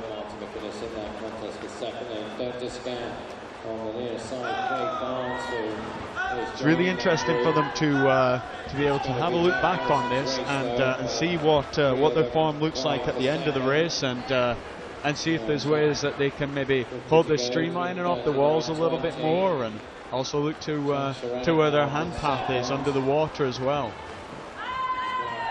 Still Jack Harrison, but he's having to hang on now. Jack Harrison, really not much left in the tank. We've still got about 3 or 4 metres ahead of in lane number 3, Jack Serenic.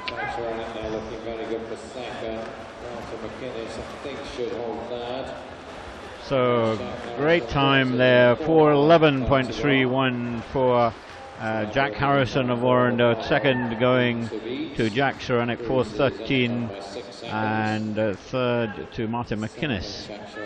Martin from City of Glasgow. The times are confirmed: Jack Harrison first, second Jack Serenic, and third Martin McInnes.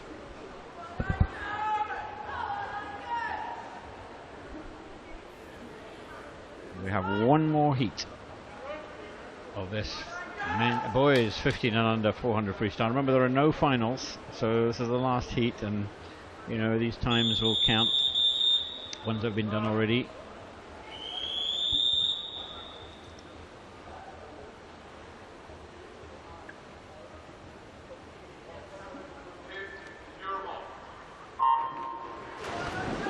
So in heat 7, lane 1, Cameron Finlayson, Heart of Midlothian. 2 is James Stephen of First.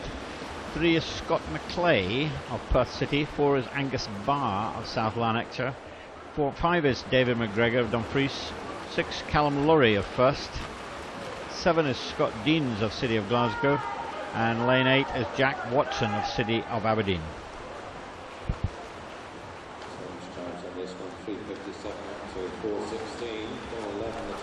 So these boys, 14 and 15 year olds, entry times ranging fastest from Angus in lane number 4, 3:57 up to 4:16.5.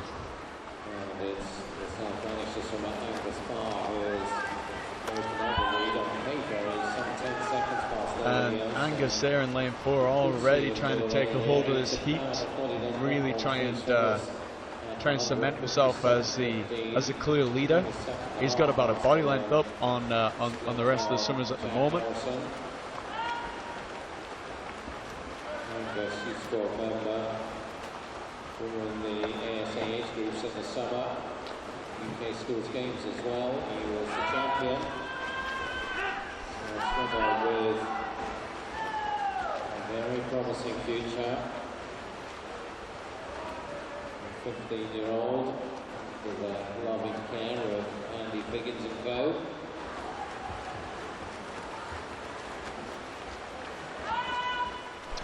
Really starting to just stick out in front of those guys who are trying to chase him down there. We've got David McGregor and Callum Laurie who are going to try and get back onto terms with him now, really starting to bring their leg kick in to try and see if they can level it up a little bit. But at the moment it's still Angus Barr there in lane 4. Swimming for South Lanarkshire with the head coach of the setup there, Andy Figgins. And myself, I've swum under Andy Figgins when I was younger, back in the days when I was more of a breaststroker than a butterfly swimmer. So I know all too well of how Andy can really train his swimmers to be really strong, both mentally and physically. So I can see that determination showing through on Angus as well now.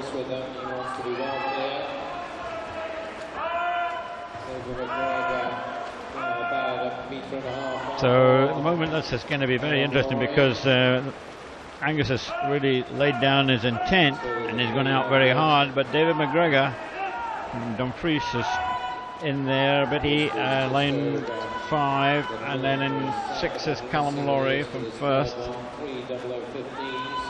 It would be fantastic if David McGregor can get up alongside Angus on this, because there's nothing better than a good old head-to-head down in the last part of a race. So if they can level up here, then I think that'll push each other onto some good swimming.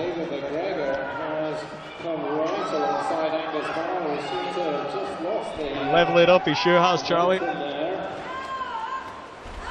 is turned it completely upside down, and the reason, of course, there is because oh no, the importance of making sure that you count it right has just been shown in this one here, as David McGregor really ploughed towards to touch with his hand, but unfortunately was 2 lengths too soon, which has opened the door for Angus Barr to really make a break from it again. But here comes David McGregor again. I think he might have left it. I think he's left it a little bit too late. But what a race. Angus Barr losing his hat on the last lane. And you can see David McGregor really upset with himself. Third there, I think, to Callum Laurie there in lane 3. I haven't seen that happening for a while, Andy. In the old days, you know, we had to swim in a whole range of different pools, occasionally swimming in to finish on a lane rope, or not on a lane rope, on a rope across the pool, you know, and counting lengths and things is a big issue, but I haven't seen that happen. That was a miscount. Angus first, second David, and third Callum Laurie.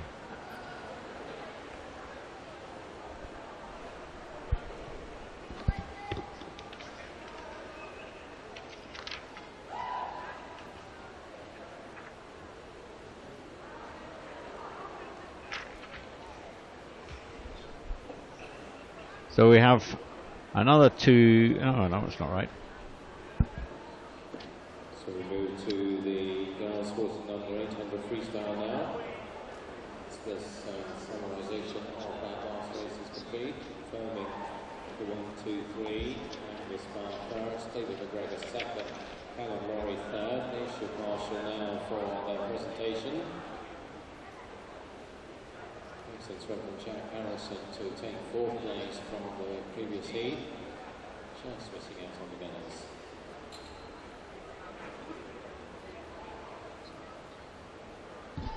So now we're moving with the girls 800 freestyle, and there are 14 and under, and there are 7 heats of these. This is the first heat.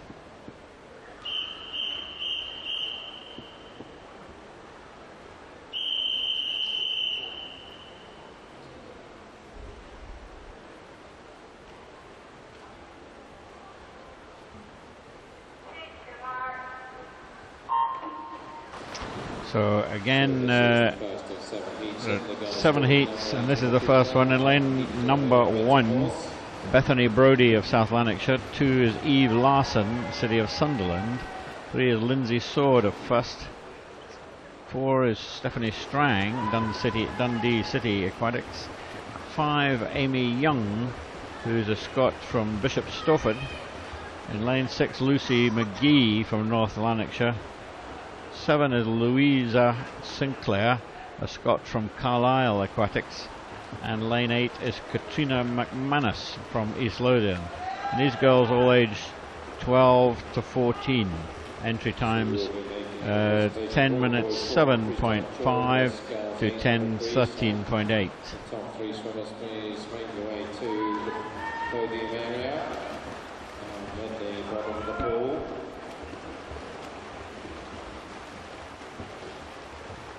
Approaching the 100-metre mark here. And it's Eve Larson of City of Sunderland first to turn,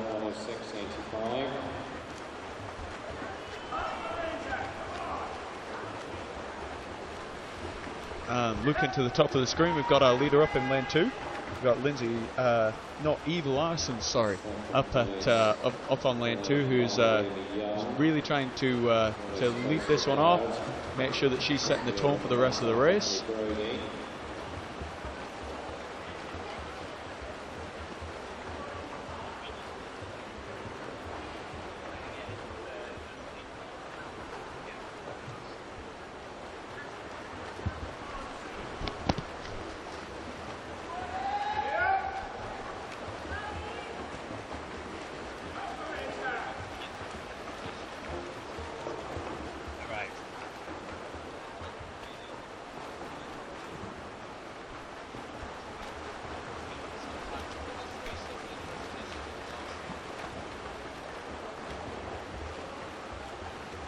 So we have 7 heats of this girls 800 freestyle. Of course, most of this Scottish Gash National Short Course Championship is for seniors, but there are these events for 14-year-old girls and 15-year-old boys, especially in the afternoon sessions.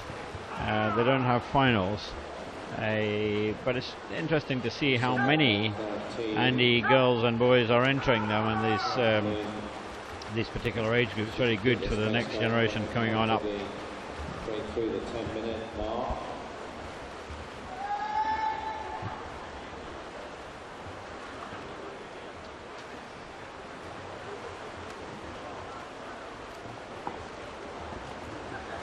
Joining the leading group is Lucy McGee of North Lanarkshire. Lane 6. I'm certainly looking interested in this one. And medalist in the West District junior age groups.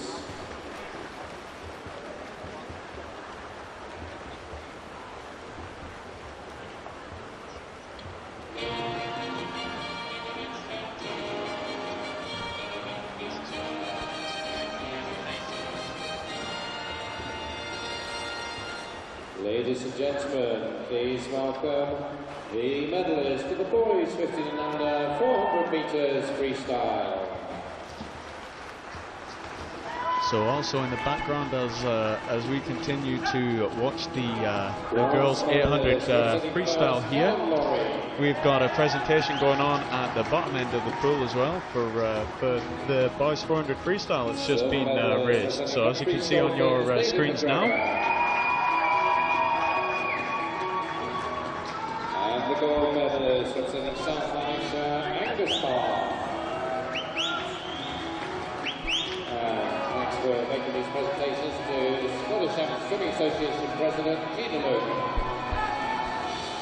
So these presentations 15 under freestyle that was being done. Angus Barr won it with South Lanarkshire. Second was David McGregor, and third was Callum Laurie of first.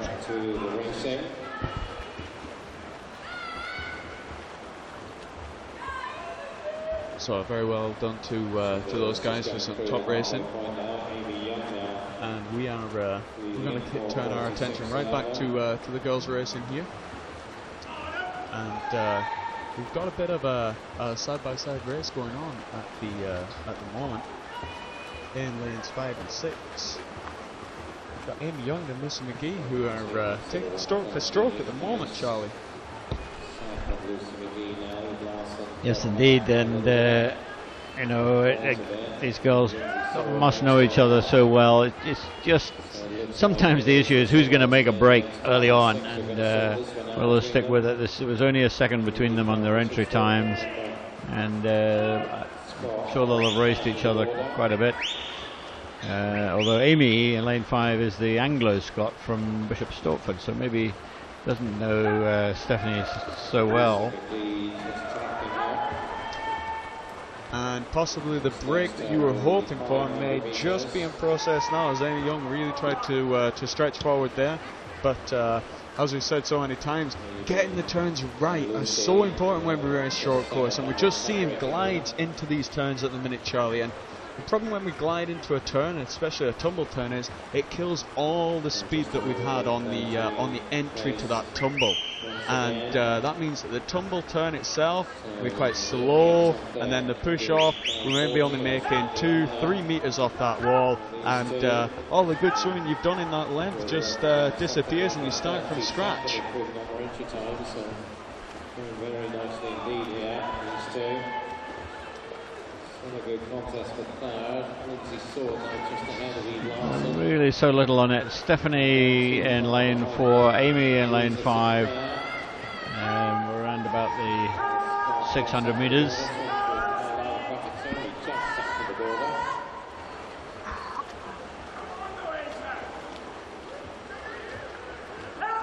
still Amy and Lucy each other. Amy has had the narrow edge throughout. We wanted to continue that for the last 200. 2:10 there. Nowadays, of course, there's such a culture of what you might call middle distance swimming, and I now have women's 1500 metres, of course, in the main programme, but also now the open water swims with races of 10 kilometres and indeed sometimes even further, 25 kilometres.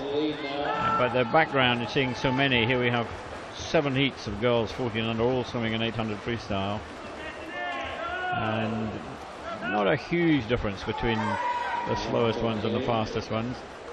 Big interest. 3 tenths separating them. Lucy from Amy. Now a little bit of a break going on here. This is lane 5, Amy Young. Still pretty well matched as well. So 2 head-to-head races going on. At the front, Lucy McGee. Yeah, Lucy McGee really starting to try and pick up the speed of her arms. As you can see, they're really starting to make those rotations run a little bit quicker. Looking set for a big as are both these girls. Just trying to open up a little bit of a lead. She's about 0.4 ahead at the moment, but Amy Young, I don't think, wants to lose track of her. So we may be looking at a head-to-head all the way through this one here. We see slight differences between the 2 strokes again now, especially as the girls start to tire. We're seeing Lucy McGee with a real balanced stroke that seems to be stretching and rotating round, whereas Amy Young's stroke seems to be replicating more like a catch-up stroke at the moment, which is more like a drill where one hand will stay up at the top of the stroke until the other one has come to meet it. Left half to go there. And Lindsay Sword just ahead of Eve Larson for 3rd place. So coming down the final left then. It's time for Amy Young to finish one last push here. And she's doing that, but Lucy looks to be holding off. She is working her socks off in lane 6, and I think she's going to hold on. Excellent from Lucy McGee from North Lanarkshire, and in lane 5 Amy Young from Bishop Stortford. This one's tight as well. Looks like maybe Eve Lawson has just gone into the third place. Well, in fact, I was completely discounting there Louisa Sinclair. Terrific race for Canada. And she got So again, looking at these times, would you believe 9:34 was the final time there, and she entered on 10 minutes 10. So you're talking about 25 seconds faster than the entry time. The confirmed result: Lucy McGee, second Amy Young, and third Louisa.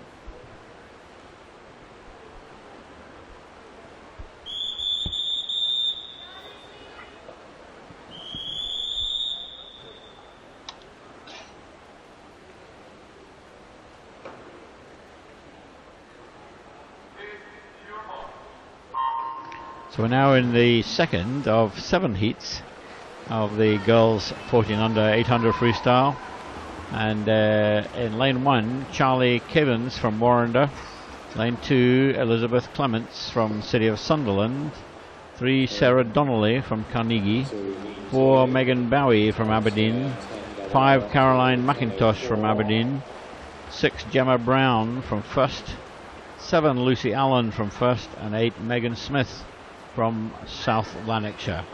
Girls aged 13 and 14, entry times ranging from 10 minutes .99 to 10 minutes 4.39.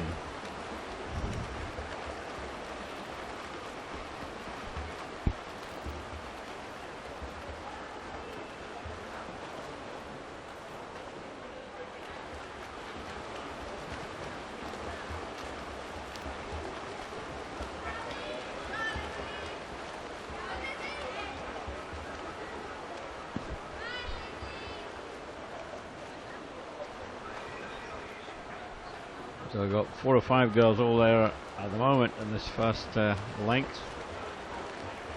First 100 metres, I should say. 1 minute .8. First 100.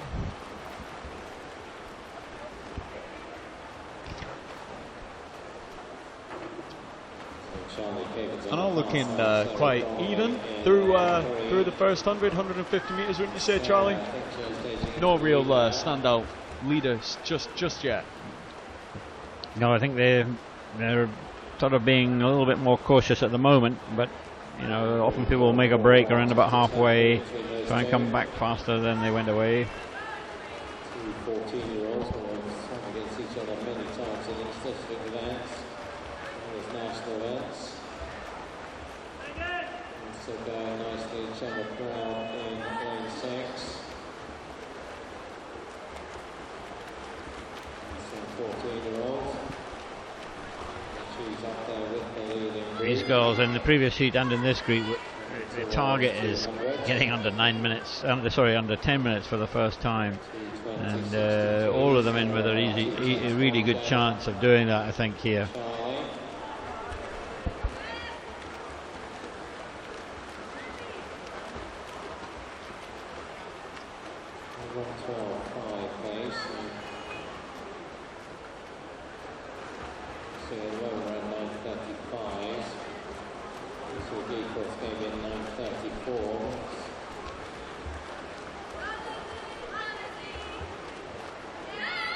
So in the picture at the moment, in lane 3, Sarah Donnelly from Carnegie, Dunfermline. Lane number 6 is Gemma Brown of First, which is largely based in Falkirk. And over in lane number 1 is Charlie Kivens from Warrender. Just 9/10 speed, first, second and third.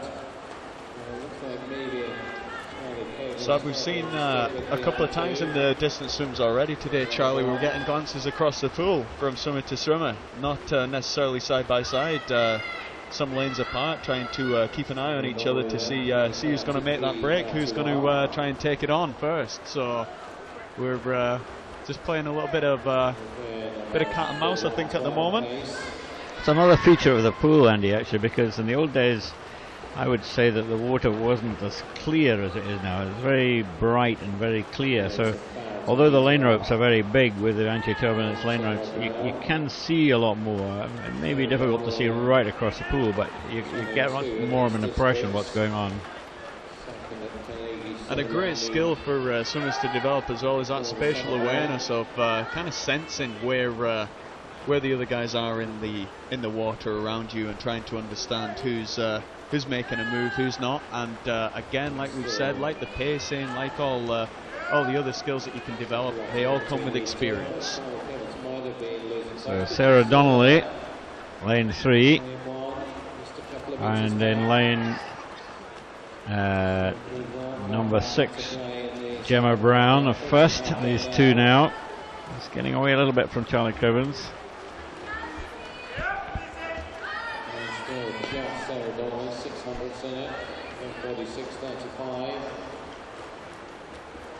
Halfway mark, 4:46s, so they really got a good chance of going quite a bit under the 10-minute mark. Yeah, I'd agree. It's this is going to be quite a difficult one to judge and call at the moment, because both of the two leading swimmers coming from very strong, very strong, very positive clubs that do some fantastic base fitness work. So this will be very interesting to see who's going to be able to take this on and really make a break for this. Obviously, we've previously mentioned Carnegie being such a strong and big team in Scottish swimming at the moment, but looking towards lane 6 and Gemma Brown swimming out of first. Falkirk always had some fantastic swimmers, and at the moment with Steve Tigg coaching there, and Charlotte McKenzie being their up and coming, very quick Scottish record holding backstroker, it's about the two really strong clubs, it would seem. Yes, indeed. I mean, first, of course, there's a composite club, as they call them, made up of the surrounding clubs, and they seem to be doing really well these last few years. Carnegie is a straightforward swimming club, but there's really nothing in it with these two. Still in lane 3, Sarah Donnelly from Carnegie, and in lane number 6, Gemma Brown from first.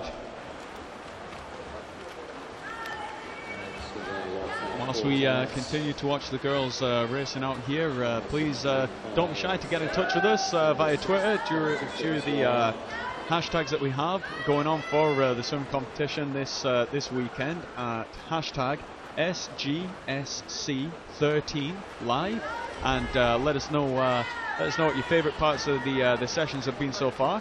And also, we've got a great competition for you to get involved in through Instagram. And the hashtag on that is SGSC13 picks. As you can see, those are up in the top right hand corner of the screens, and that Instagram competition could put you in chance of winning one of 5 guides to Glasgow, which features some of Robbie Rennick's favourite places to eat as well. Well, that's now a little bit of a lead for Gemma Brown. Just watching, Andy, the length counting, which is very much part of this.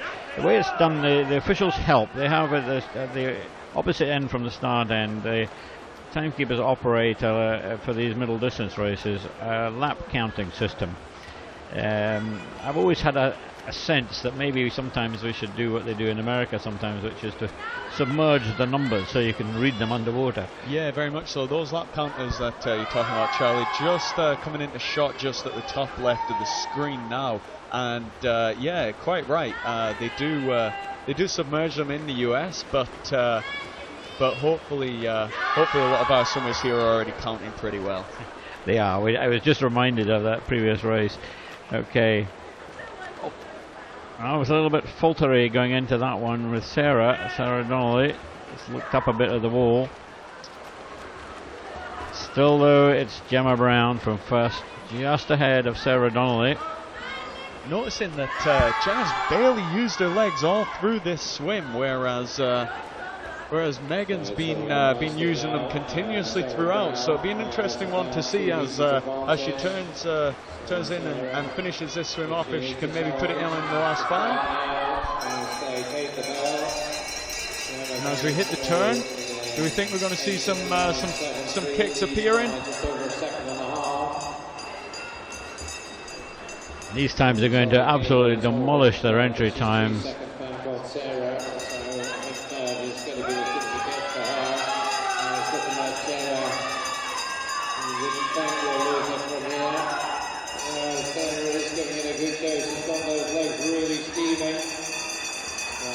Well, no kicks appearing there, Charlie, but still stretching forward to take the win, so that's a good job done.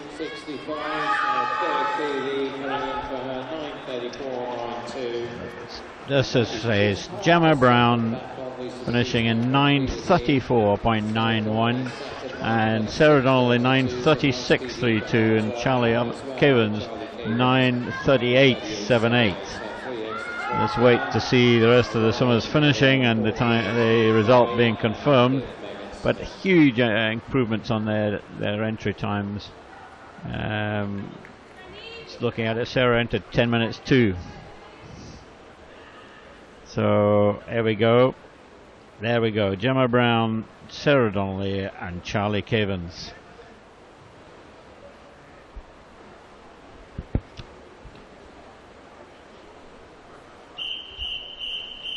Heat number 3. And there are 7 heats.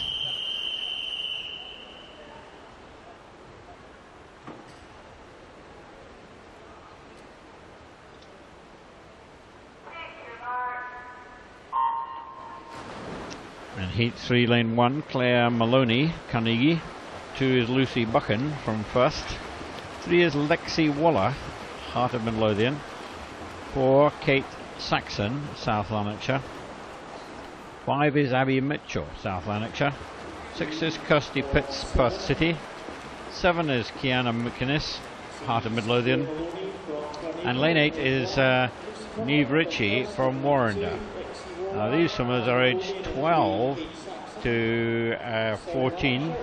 Entry times from 9:53.6 to 10 minutes .1.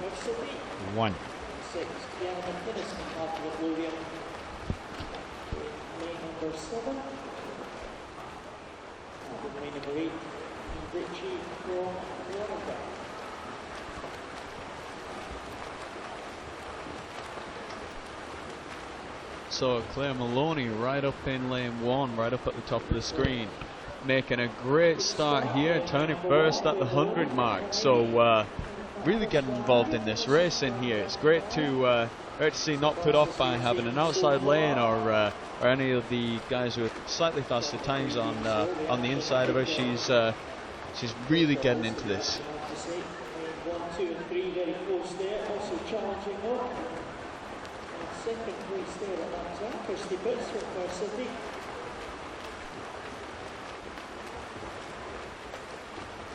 Coming up to start there, and Maloney just got a slender lead over Kirsty Pitts from Perth City. So they were preparing against the first 2 heats. Entry times for these swimmers just under the 10-minute mark. Neve Ritchie just about on 10 minutes in terms of her entry time. So this battle really shaping up nicely here between Claire Maloney in lane 1 and Kirsty Pitts in lane 6. See if these girls can spur each other on to some personal best times, which I'm absolutely blown away at how many people are better in their entry times all the way through, heat after heat, event after event. Do you think, Charlie? Yeah, I mean, it's extraordinary. It's and it's infectious. It's as if, you know, everybody knows they're going to do okay, and the thing would not to be too complacent, because I think they feel confident in doing it. Just that everybody feels supportive. The pool's good. Everybody's around them and supporting and want them to do well. So it's certainly infectious, and I think we can all do our part in trying to improve this environment of the swimmers here. It's really fabulous. Yeah, I couldn't agree more, and I think that environment, that's really key for them here, because all the stands are looking down on the part of the pool that's being raced in, and the coaches you'll be able to see as the cameras pan out. You'll see the coaches all along the side that are taking the times down, supporting the swimmers. You've got some teammates along there as well, and you definitely feel like they're really enclosed here. You know, it's not like they're just lost in a really big building. It's a 25-meter pool that's really feeling quite special, quite vibrant, and I think that's got to be helping these guys swimming through here. Yes, I'd always like to experiment actually, because now the new configuration of the pool, what used to be the shallow end, the other half of the pool we're not using at the moment, it's used for a warm-up. There's now enough space to put in what I would call a temporary stand, which, you know, you could have the pool deep at that end and you'd have people sitting on both sides, and I think that would make it very interesting, because people don't like watching the races from behind the pool, which is what happens behind, you know, underneath the scoreboard there. But that would, I'm afraid, cost a bit more money to put in a temporary stand there, but there is the space to do that, so maybe one day that might happen. Well, it's had some world-class events before, so there's definitely opportunity for it to continue on with that legacy. Look into the race in here, though. Lane 1, what a fantastic break that's been made by Claire Maloney here. Really up at the top of the screen there, fantastic, nice, tight, fast turning, getting right up into the racing, and just continuing this forward. And she's really the girl to chase in this race at the moment.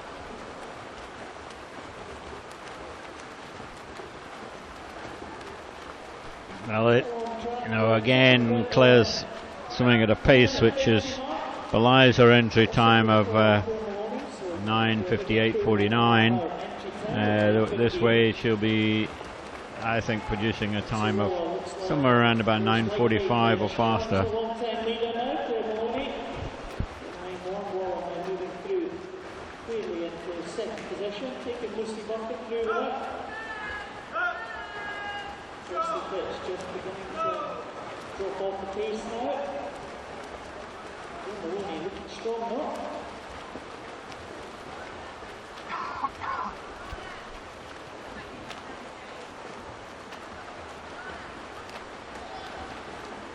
And again, the distance events really highlighting the importance of holding together a really good technique, I feel. The ability to be able to pace well, but also keep in mind what makes a really good technical stroke, and carrying that through all the way can be so important on an event like this. If you let all of those little pieces fall apart, this makes it a very long, very tough swim. Yes, it does. I mean, if you just look at the leader there, lane 1, Claire Maloney, she's breathing so comfortably, which is a challenge for people who don't swim that much. You know, you really have to learn to breathe on swimming front crawl. You've got to try and do it in such a way that you're not throwing your body all over the place, desperate for a breath. Maybe you're desperate for a breath, but you've got to be comfortable that you're not going to lift everything up to breathe. So Claire's doing a very good example of that. And one of the things that's particularly impressing me here actually is the stroke counting. I know that the modern day coaching, the coaches will do a lot of stroke counting to see the efficiency of how efficient is their pool in the strokes, and so they look at the number of strokes per length and speed they're swimming at.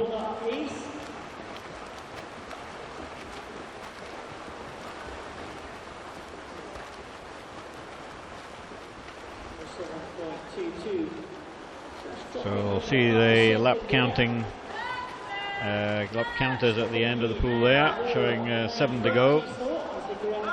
200 metres. Coming back through into fourth position now, Kate Saxon.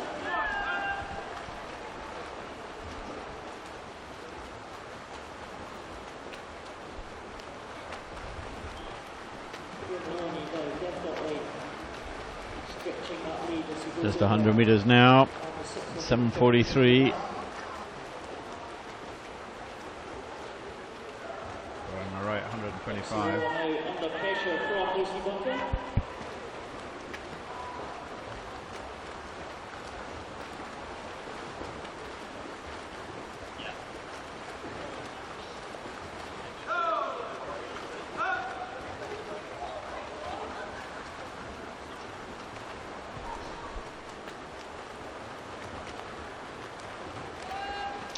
And the shot there just showing the coaches eagerly watching the swimmers, making sure that they're taking down all those splits so that they can feed back all the information and really analyse these swims so that the swimmers can get a sense of understanding how it went, learning from the good and the bad of the racing, so that they can prepare for the next block of training and also get themselves ready for when they next attack this event and hopefully make improvements each time. So the welcome sound of the bell for Claire. 50 metres to go. 8:55.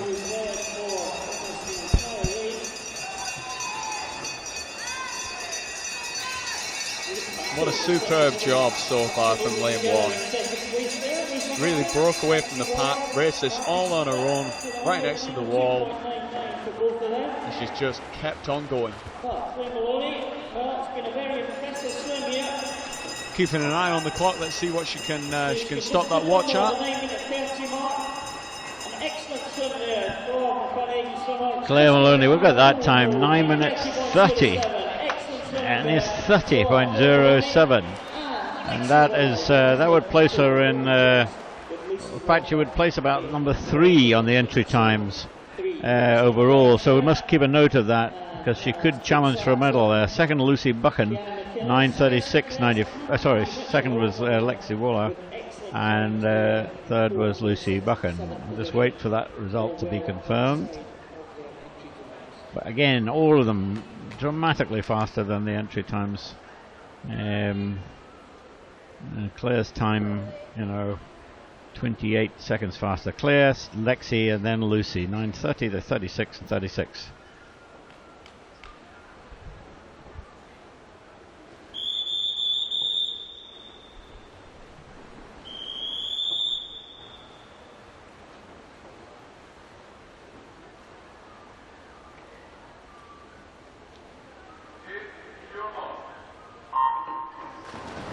So now in heat number 4 of 7 heats, and in lane 1 is Beth Constance of Dundee City Aquatics. 2 is Jenny Adams of Best from the Borders. 3 is Emma Scully from North Ayrshire. 4 is Sky Redford, St Thomas Arbroath. 5 is Ellie Neal from Warrender. 6 is Kirsty McGinley, Ren 96, Renfrew. Lane 7, Ailey Collier from Carnegie, and lane 8, Katie Lilly from South Lanarkshire. They're all aged 12 to 14, and their entry times ranging between 9:49.7 and 9:53.4.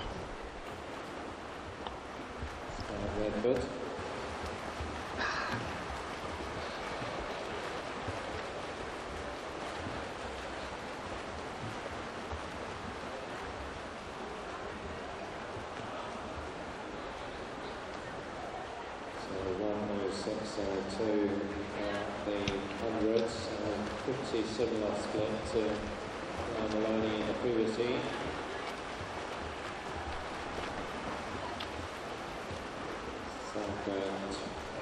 Sky Redford there in the centre of the pool, lane 4, opening this heat up really well, making an early stretch away from the other swimmers in this heat, and seeing if she can make a break to really establish a good time.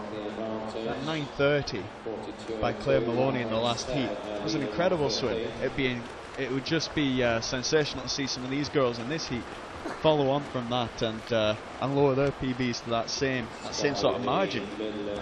Yeah, I think, Andy, that's going to put the shockwaves through the system a little bit. They all know they're going to have to produce, even the ones in the fastest heat, because they're being seriously challenged here. You're so right, and the swimmers waiting down there. They're watching the girls that are racing in this heat and the heats before. They're taking note of that whilst they're preparing, and definitely that's going to resound through them. Might change the tactics for some of the swimmers. Yes, I mean the very fastest heat is at heat 7 is you know, the fastest are really fast at 9:04 and 9:08, but you know, it's such a jump, and then all these, you know, we're only on heat 5 and we've still 2 more heats to go, so goodness knows what's going to happen.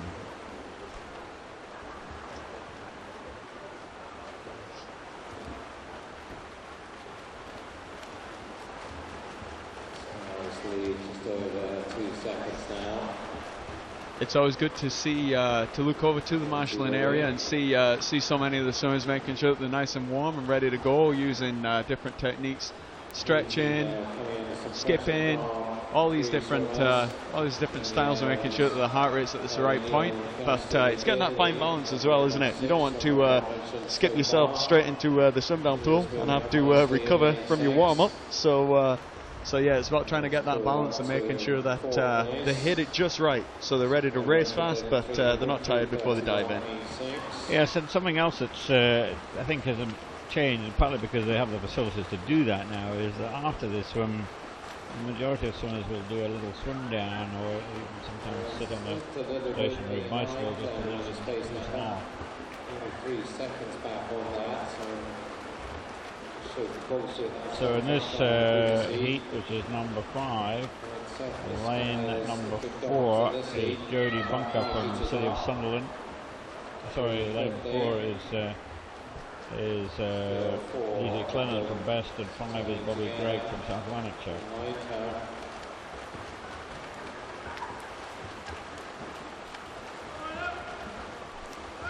And Sky Redford's still doing a great job here. Got a good 5-6 meters over the closest rival at the moment, and no doubt wanting to stretch that lead a little bit further. But the importance of timing that warm-up and making sure you get that right. It brings back memories of a Scottish Nationals meet I actually raced many years ago when I was a young butterfly swimmer, and I was pitched in the lane next to Mark Foster in the final of a 50-meter butterfly, and I'd been all ready. I'd done my skipping, my jumps, everything. I was ready, and then proceeded to watch Mark Foster climb out of the warm-up pool, walk straight over to marshalling, put his racing goggles on, and walk out to race. I think there was something like 2 minutes from his warm-up to him racing before he then went on to win the event. So he was somebody who knew exactly what his body needed, and every athlete is different, so it's about making sure you get it right for yourself and don't be put off by the people around you. Yeah, I think it's a very good example. Mark Foster was always his own man as a competitor, and knew himself very, very well, and especially those last several years. A great model, especially for sprinting.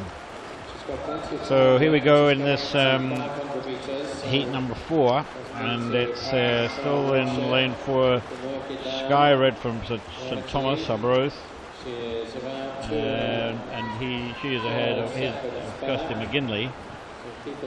Kirsty of Wren 96, just over there in Renfrewshire.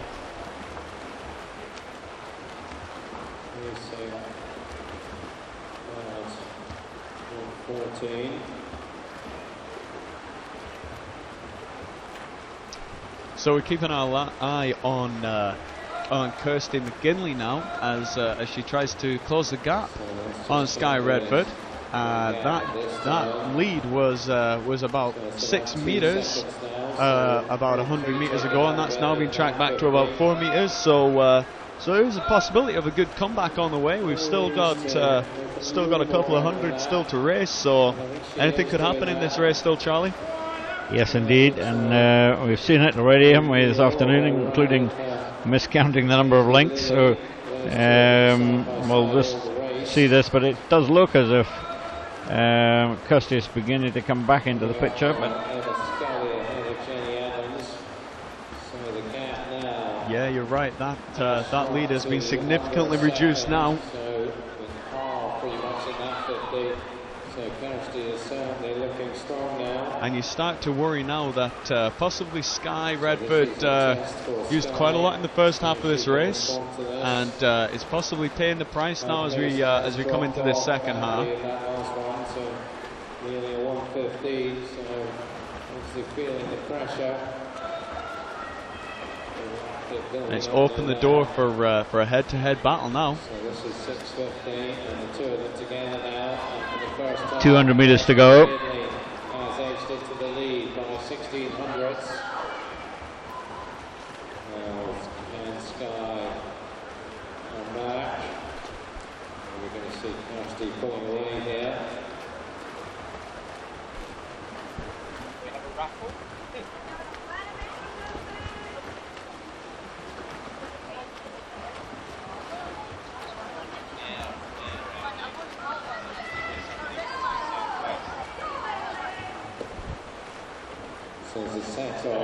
And a brilliant change of lead now, which is going to really open up, hopefully, for a really good fast finish. So Kirsty McGinley taking it on with 100 metres to go now, and really starting to try and stretch her legs and step away from Sky Redford during this one now.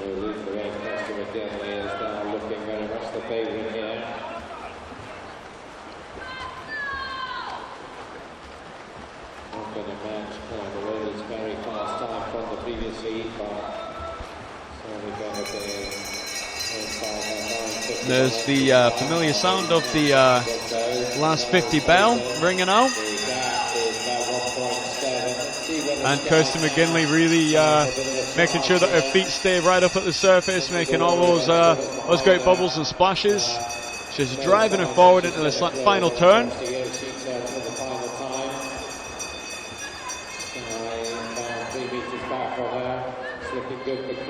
And she looks quite safe to certain victory on this one, Charlie. Let's keep an eye out for the clock on this one as well. Challenging Ellie, it's Kirsty McGinley, a well-managed race with her 9:39.87. Kirsty McGinley, another PB is a 9:39.87, and she entered on 9:51.1. Second was Sky Redford with 9:41.97, and third is Katie Lilly from South Lanarkshire, 9:47, all dramatically better than their entry times. Just waiting for that order to be confirmed, and it is. Kirsty first, second Sky, and third is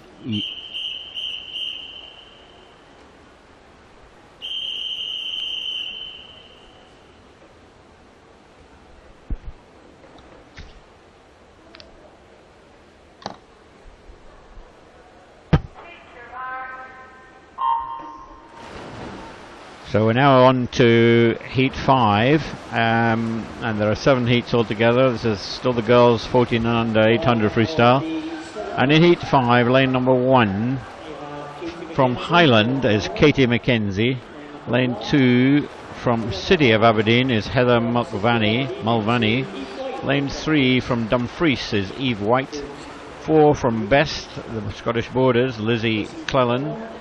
5, from South Lanarkshire is Bobby Gregg. 6 from Dumfries is Sophie Dodd. 7 from First, Katie Taylor.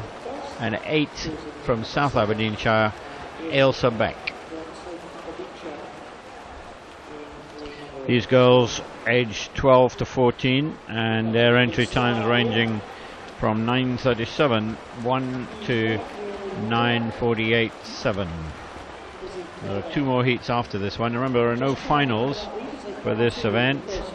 It's all done on the time they do in these heats. We've already had a 9:30.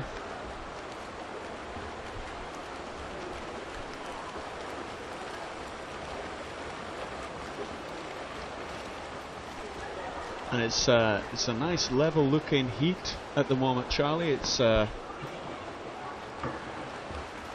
it all looks like we're swimming in a line here, so no clear breakaway group just yet. So it's been an interesting one to see how it plays out over the centre part of the race, I feel. Yes, indeed, and these girls are will be very keen not to be beaten by the girls who have swum before them, who've already done 9:30, and so they'll be really trying to do their bit, I imagine. In lane 3, that's Eve White from Dumfries with the white hat, white cap. Remember that being described one time as a white helmet. Not easy to swim in a white helmet.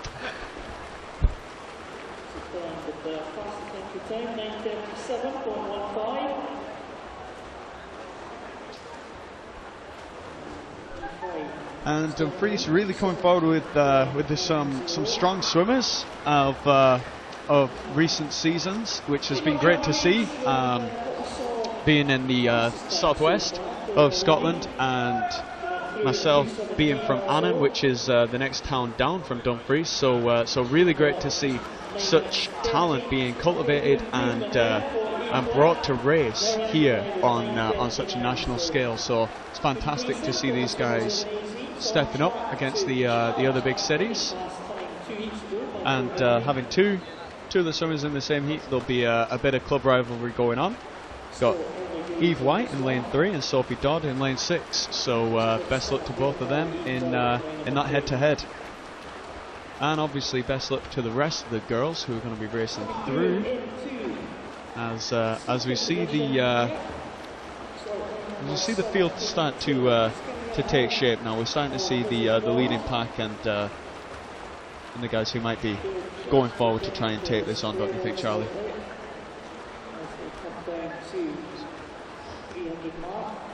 Yeah. So lead at the moment shared perhaps between lane 3 White from Dumfries and lane 7 Katie Taylor from First, based around Falkirk. Very similar pacing to what we saw from Maloney, just around about a second slower than the Carnegie swimmer.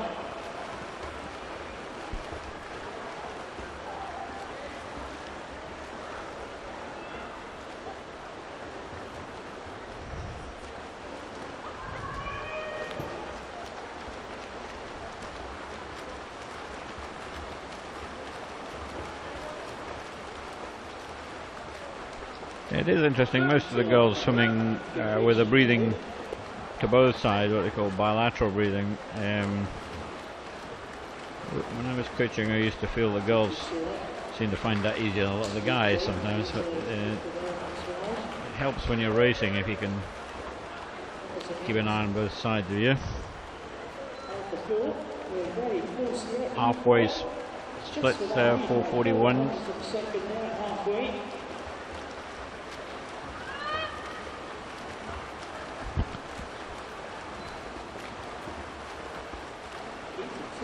Very strongly there in that last 100. She's just about taking the lead there. Yeah, it looks like we may have a breakaway leader now. We've got Katie Taylor in lane 7, really picked her pace up, really trying to break away from Eve White now. So we'll keep an eye on this next 50, this next 100 metres to see if she can sneak off, or whether Eve White's going to try and respond and reel her back in.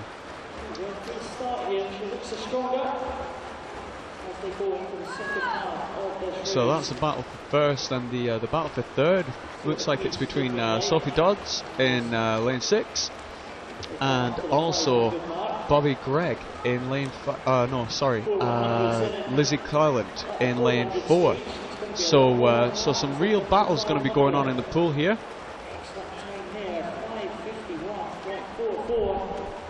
Really picked up the pace there. That is, well, under 110, 19.9.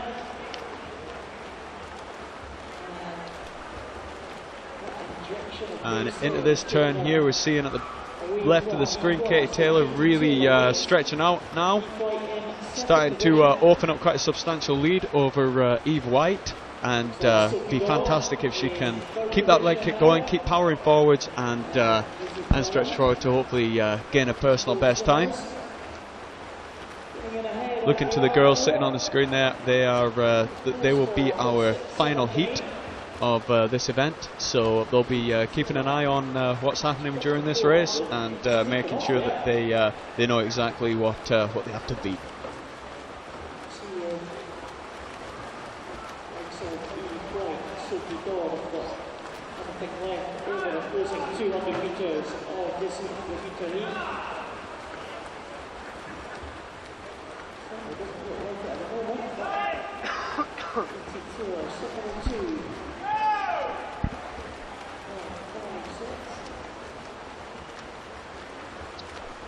So now the girls come into the final stages of the race. It's going to be really important they hold the technique together now. They really make sure they start to use their legs off the walls, streamline up, kick up into the strokes, and keep that really calm breathing pattern going.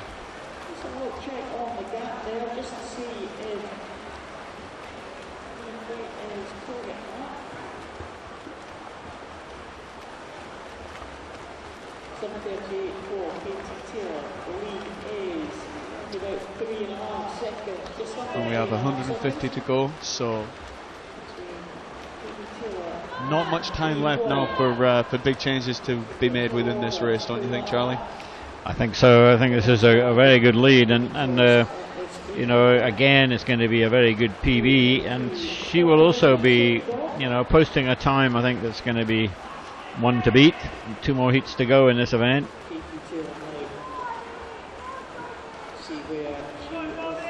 8:14, and still 100 meters to go, and so yeah, we're going to be in about 25, so this is probably going to be something like 15 seconds faster than our entry time. Just about 19, so Katie Taylor now, 75 metres to go. Looks like we are going to see the fastest swim so far. A little bit there in lane 3 is Eve White.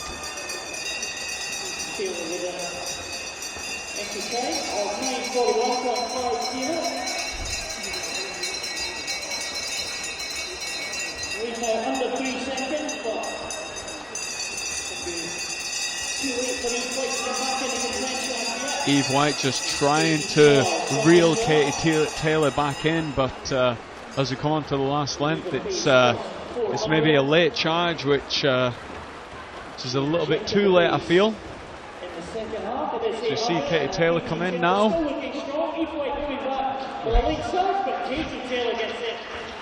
Tremendous swims again there. Katie Taylor 9:25.47 ahead of Eve White 9:28.17.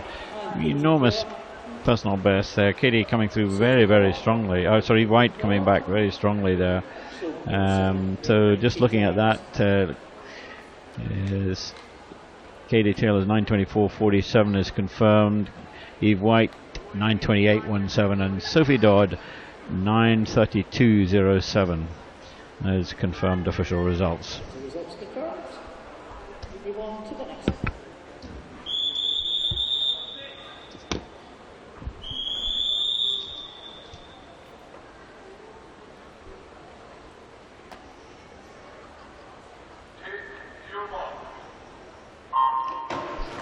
So we now have 2 heats left of this girls 14 and under 800 freestyle. This is heat 6 of 7 heats.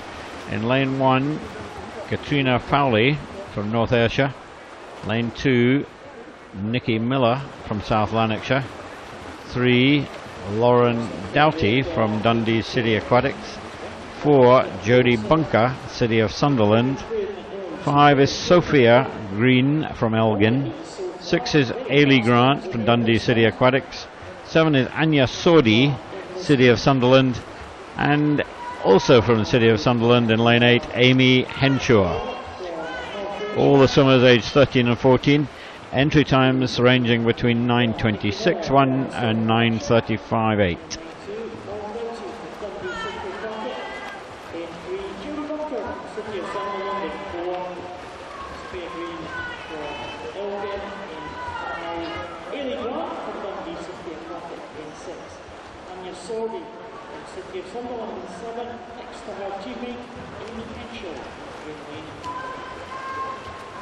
Could we have a coach from Warrington, please, to the quarters table? Coach from Warrington, thank you.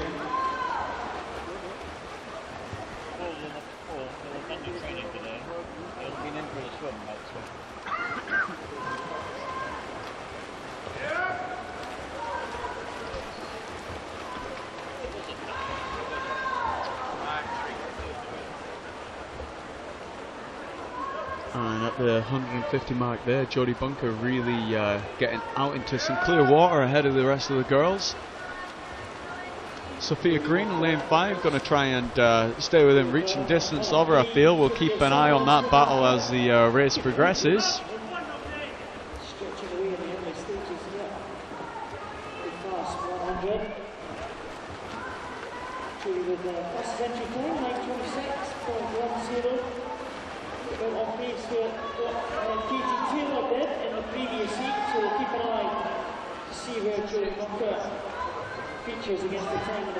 Great start here from Jodie Bunker, really posting her intent. 2:12.8 in the first 200. Jodie from City of Sunderland.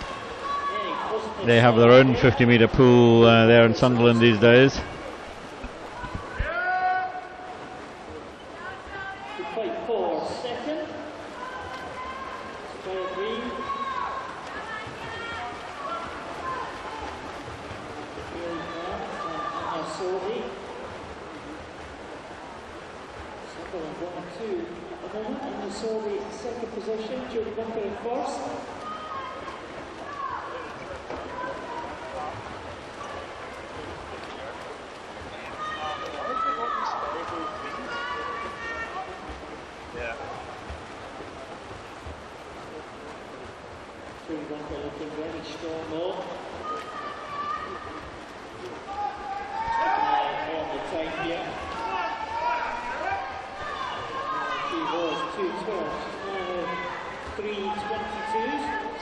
Still really strong turns here from Jodie Bunker, really getting up, really attacking the swim. We can see in the front end of the stroke, really making sure that with the arm strokes, really stretching forward, making real, really positive strokes forward, I feel.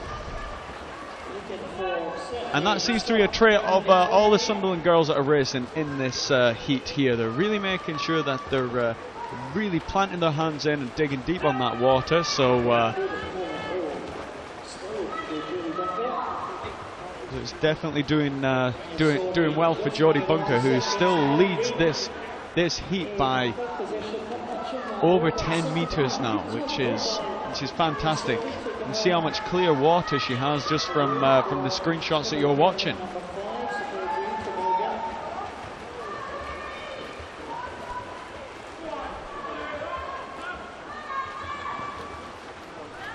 Keeping an eye on the time on this one, Charlie. I think that we could be trying to be a contender for medals on this one, no doubt. Halfway time there, 4:33.1. So you can make a guess of an even pace swim. We'll be having, really close to the 9 minute 5 sort of mark. So that's really in contention. Yeah.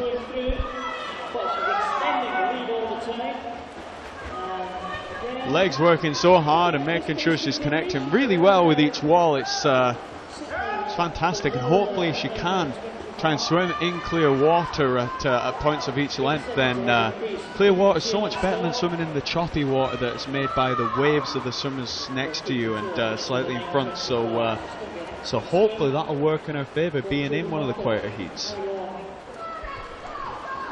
Yeah, I mean, this is real intent and ambition here from Jodie Bunker from City of Sunderland. That's it's a world she's not been in, and she knows that in the next heat the best time is 9 minutes 4.8, if 9 minutes 4.6 is the entry time. So she's got to get around about that time or faster probably to be in with a shout for a medal.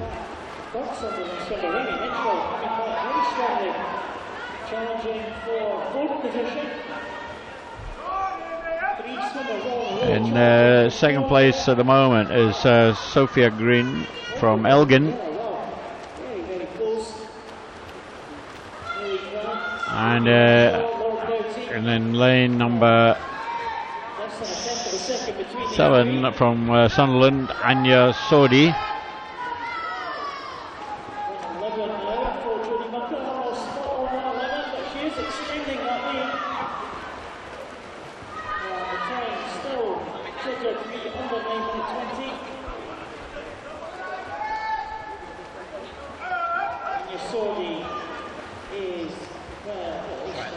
I like seeing it in live.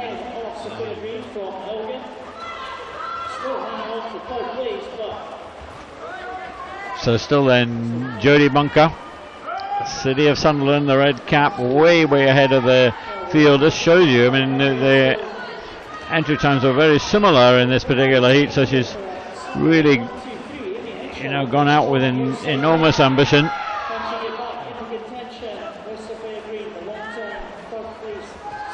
And it's going to get very close to the magic 9 minutes here. This could be a very special swim. So hear the welcome sound of the bell next time she turns.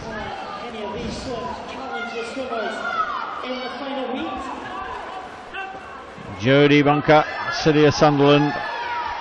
Her entry time 9 minutes 26.1, 50 metres to go. I'm sorry, I've got that wrong. 7:31. I was miscounting myself there. 7:31. Still something like 25 metres ahead of the others. 20 metres ahead.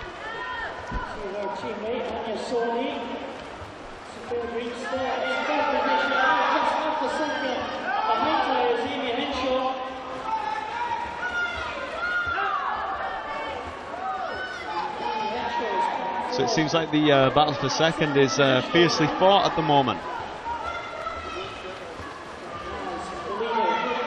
And as the screen pans out, you'll just see the swimmers all in a line there, swimming towards the wall, swimming to the red zone. And that's looking like it's going to be a really great finish race. Looks like she's going to be under the 9 minutes. Should be an excellent swim there from Jodie Bunker. Her entry time 9:26. Owen Doughty now into third position. Just getting past Amy Henshaw, who briefly was in first place. And it was a 1-2-3 for City of Sunderland for a brief moment. But Lauren Doughty now in third position. Jodie Bunker now breaking the ball. She is very strongly starts in a dominant performance here. This is brilliant to see such strong swimming all the way through. Again, a swimmer swimming out all on their own. As Jodie Bunker comes into this final 5 metres, we'll keep an eye on the clock for her. And a 9:16.9. That's a good swim, Charlie. Jodie entered 9:26, so that's a 10-second improvement of her entry time. She really went from the start there. Anya Sodi in second place, also from Sunderland, 9:23. She's about 10 seconds inside her entry time, and third to Lauren Doughty from Dundee, and she's about 5 seconds inside her best time. So just seeing those results confirmed. Jodie first, second Anya, and third Lauren.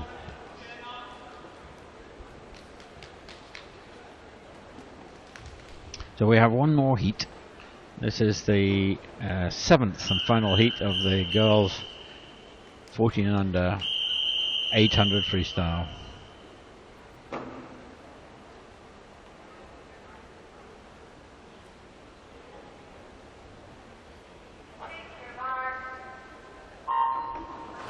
So in this final heat, lane 1 from the City of Glasgow, Lorian Gilks, and lane 2 from the City of Sunderland, Carissa Amigo.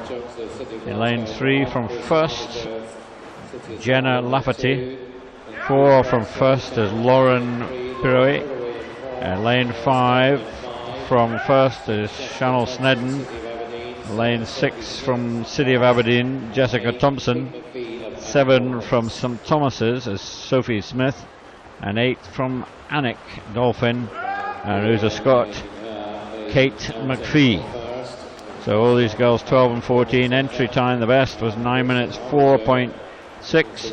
And I think our fastest time so far, Andy, around about the 9:15, I think. Yeah, 9:16.98. Yeah, that's right. The fastest swim that we've seen was just from that last heat, Jodie Bunker, 9:16.98. So it's a really strong swim, but if these swimmers follow the trend that we've been seeing so far this morning, then we can expect some of these girls in this current heat to possibly be swimming a little bit under their personal best, which are a couple under the 9 minutes 10 marker, so could be some fast racing here. Notably, lane 2 starting to try and get out in front and get away from the girls in the centre lines as she turns there. So it could be a top of the screen action shot on this one, I think, from Carissa Armijo from the City of Sunderland. They're having a fantastic meet here, aren't they, Charlie? Just had some girls making big personal best times from City of Sunderland there, making the 1-2-3 in the last heat, and then straight in with another fast two in this one. So yeah, well, interesting. There are 3 girls in centre lanes there, 3, 4, and 5 from the first team from Falkirk, and it'll be interesting to see if they can drive it forward together collectively, but they're already a little bit spread. Second place at the moment is Chanel Snedden from first, but heading out is still Carissa Amigo from Sunderland in the red cap.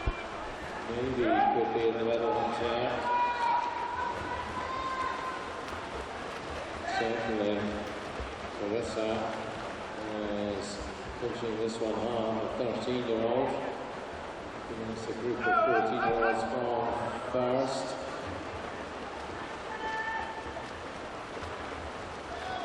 And about 6 meters or so. Here they are.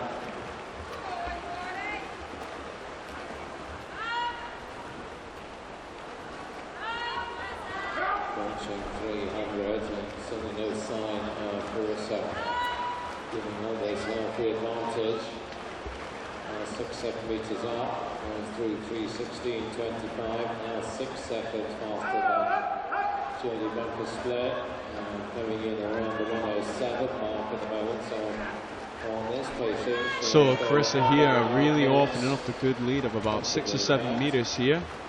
So she can keep adding to that, swimming away from the field, then this will be not only a great victory, but hopefully a great personal best time as well.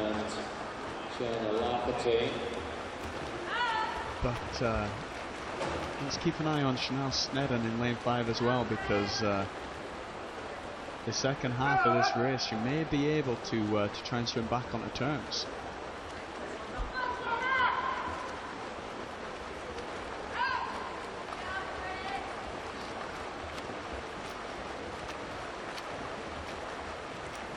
We're also going to keep an eye on the battle of the 3 first swimmers in the centre lanes here, and see who's going to come out on top of that club rivalry. A little bit of club champs in the centre of the pool today.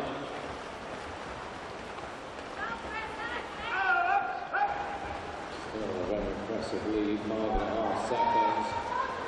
Chanel Snedden, so doesn't look like we're going to have high drama in this final heat. Maybe for 3rd place. Trying to left in Sophie Smith, pretty much locked together.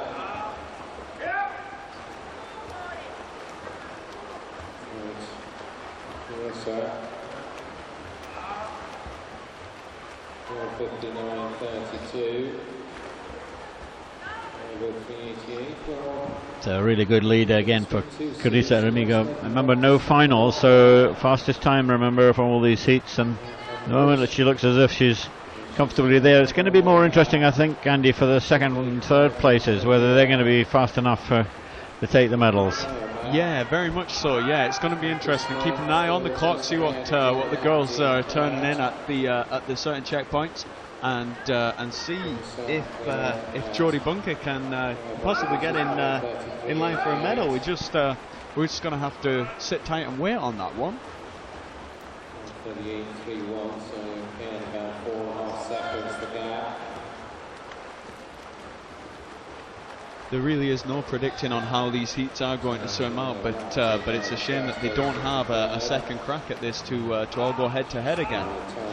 Yes, well, Carissa, who's leading this by a long way, entered the event with a 9:14.5. She's clearly going to go quite a bit faster than that, but it's behind her. I think they're going to be the real race for medals, because for 2nd and 3rd medals.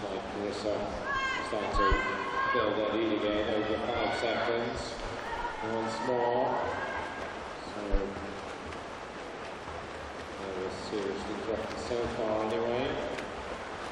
Next only 200 to go. So, still Clarissa from the city of Sunderland. Second place, Channel Snedden.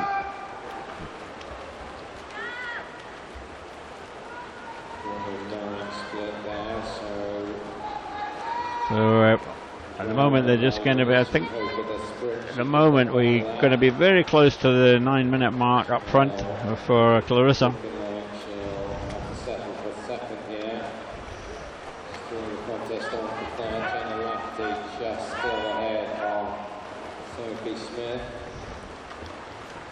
We've also got to worry about Jodie Buckley's 9.16. Channel Snedden looking comfortably second, and then at the moment in this heat in third place you've got in lane number 3 you have Jenna Lafferty.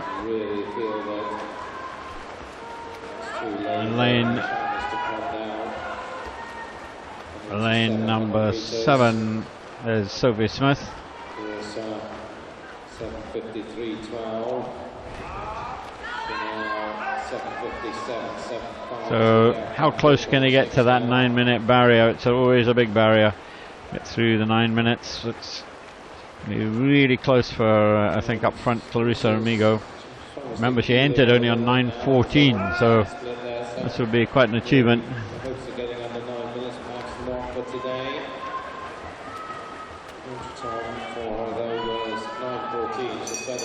There's the bell. So 8:28. You can see, could you do anything like a 32 on the last 50 metres? 32.25. So the gap is 4 seconds now. On the turn for Clarissa, so no problem really for her.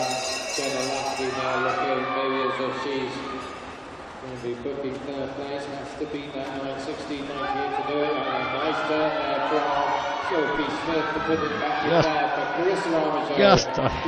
Just on that 9 minutes. 9 minutes .87. A marvellous swim for Clarissa Amigo. Second, oh, look at that for a second there. Just goes to Channel Snedden, 9.5.86 ahead of Sophie Smith, 9.8.36. We'll just see those 3.9, so we'll see those times, I think, confirmed very shortly. Clarissa Amigo. So all the gold medals were won in this heat in the end. Clarissa just missing the 9-minute, breaking through the 9 minutes. And just wait for the confirmation to come up.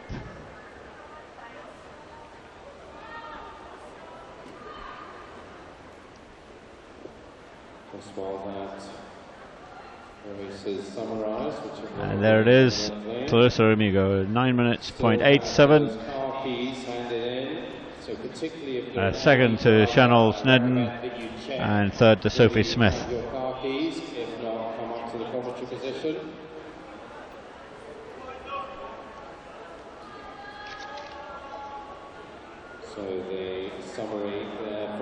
So going through all these results, dramatic improvements, Andy, in all these. They're taking, 5 and 10 seconds and 15 seconds off their entry time.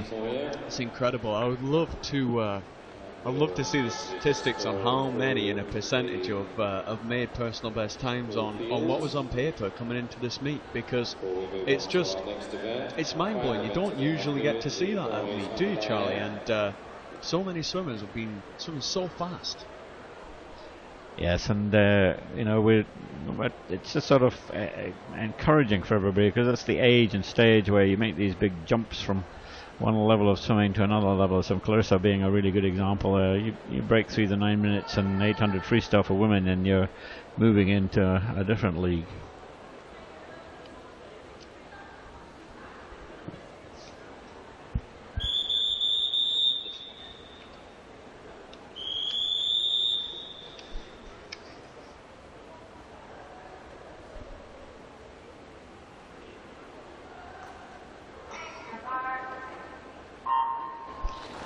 So this is the boys again, boys 15 and under, and this is a real exciting round event. This is one length of each stroke, 100 metres medley, first heat of 8, and lane 3 Ross McPherson, lane 2 Scott Lyon, 3 is Scott Lilburn, and 4 Adam Pearson.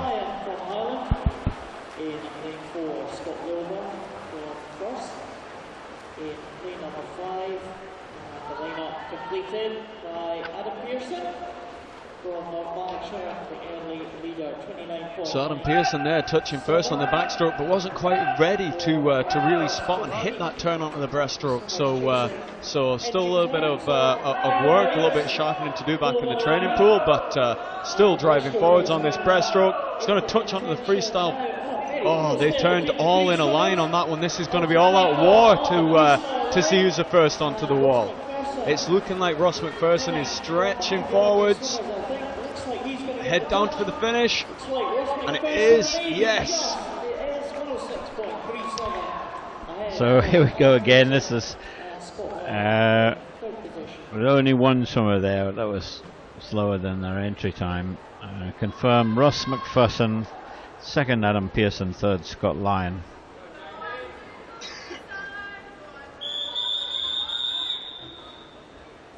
Heat number 2.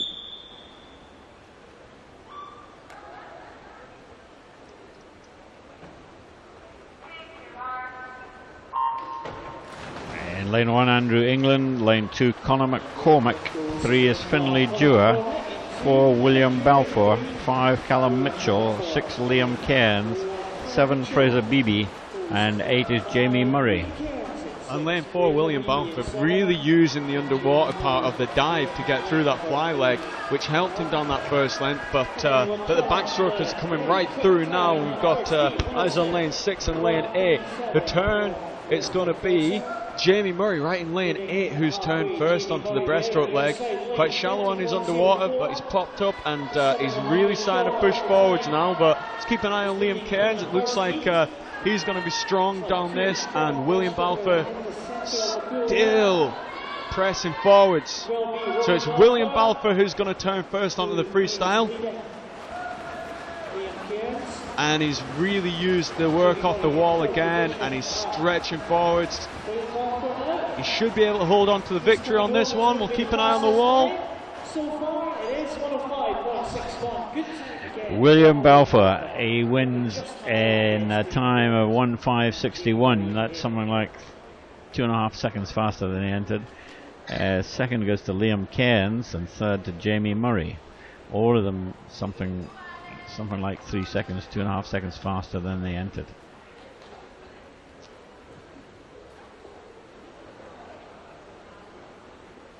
These are 15 under. So we move on to heat 3.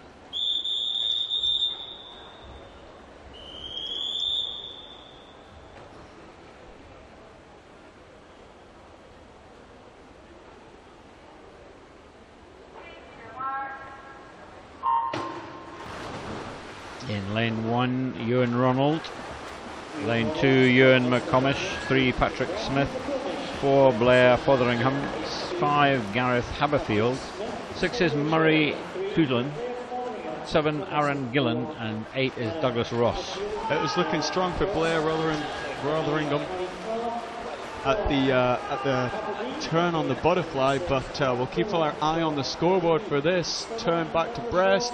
And lane 7's now looking strong. Aaron Gillen down in lane 7. Let's see what his breaststroke looks like as he presses forwards.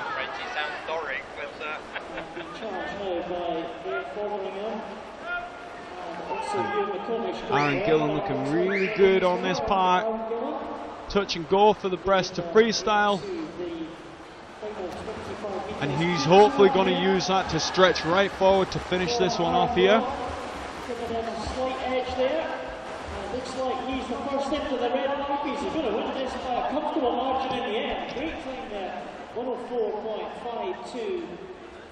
So again, we have times that are demolishing entry times. Aaron Gillen there, 1:04.51. Second is Blair Fotheringham, and third is Ewan McComish.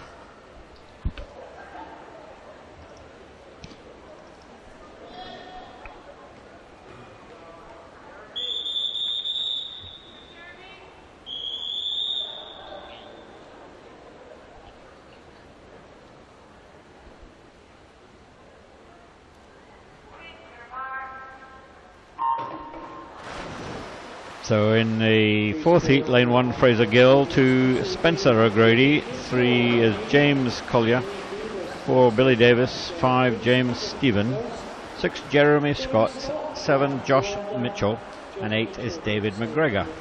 Really, really hard to split those swimmers on that first length there, Charlie, so it's going to be interesting to see how this one plays out, as there's still swimming towards that 50-metre mark, all in a blanket.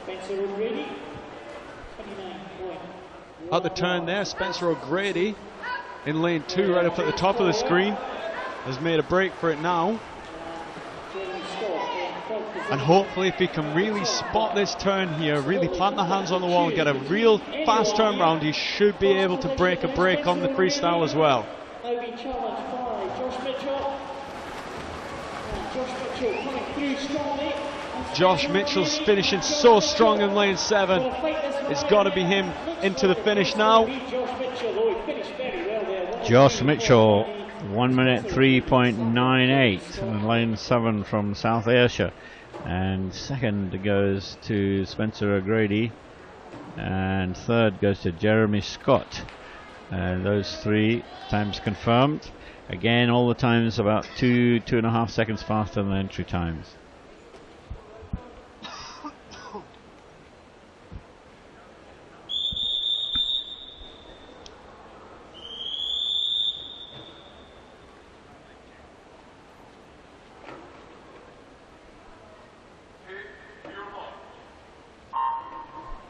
So 5th of these 8 heats, and no finals, remember.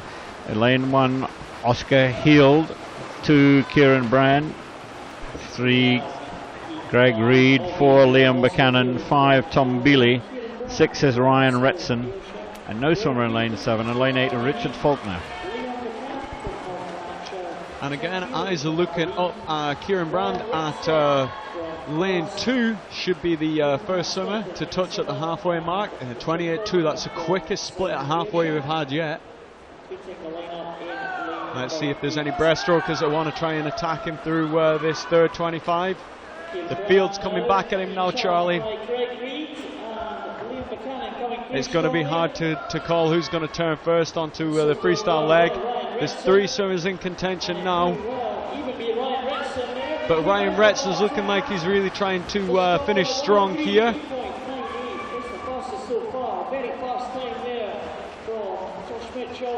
Oh, and a good finish into the wall. Finish from Ryan. Ryan Retson is winning time 1:3.88. Second going to Richard Faulkner, and third to Greg Reed. And those times are confirmed. Again, 2 seconds more faster than their entry times.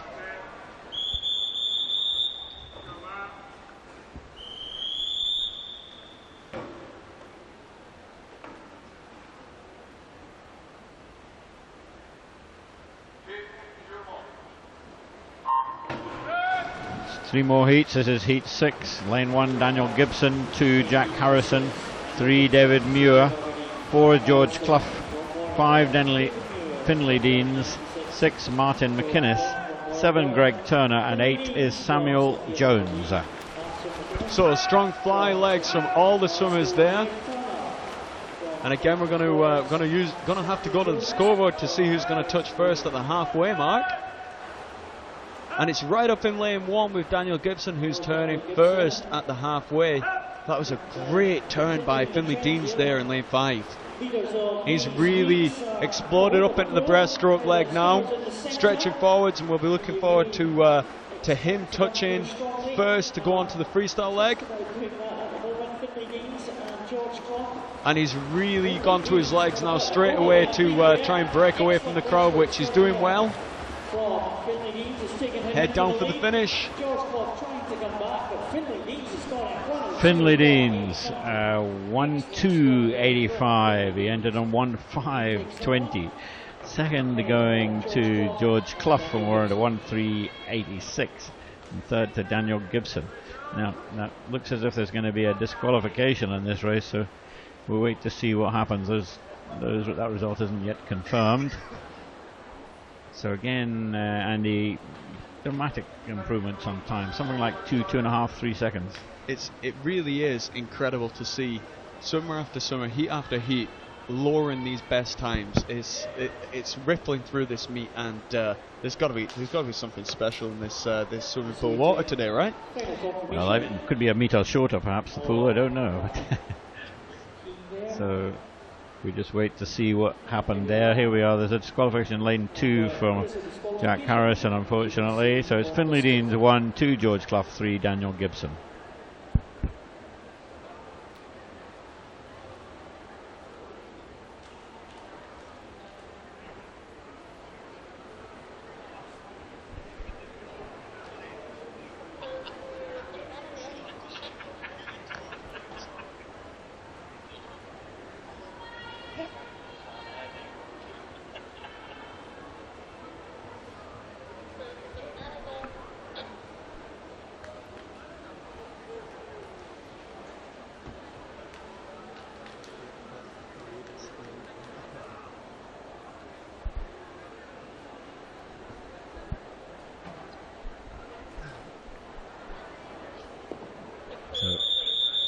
This is heat 7.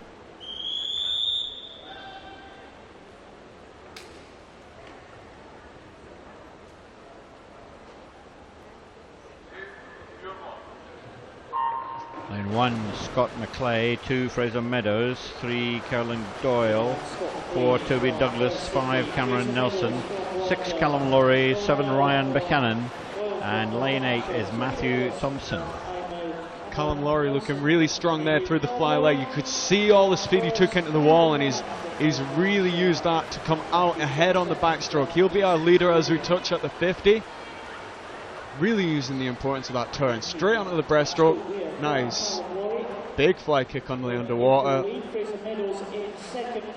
His transitions underwater have been fantastic there, Charlie. That's what we've been hoping to see through these summers.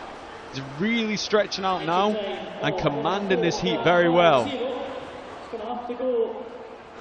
Lane 4, Toby Douglas hopefully going to try and come back into the race a little bit here, but our leader, Callum Laurie, all the way through here. Head down now. Callum Laurie just on the minute mark, 1 minute point 4, and he entered on 1 minute 4, so that's, would you believe, more than 4 second improvement. Second going, let me just see, second to Toby Douglas and third to Fraser Meadows. So again, huge improvement. Definite food for thought for the last heat, I think, Charlie. Yeah, we're going to have to watch this one because sometimes it might be threatening for a medal.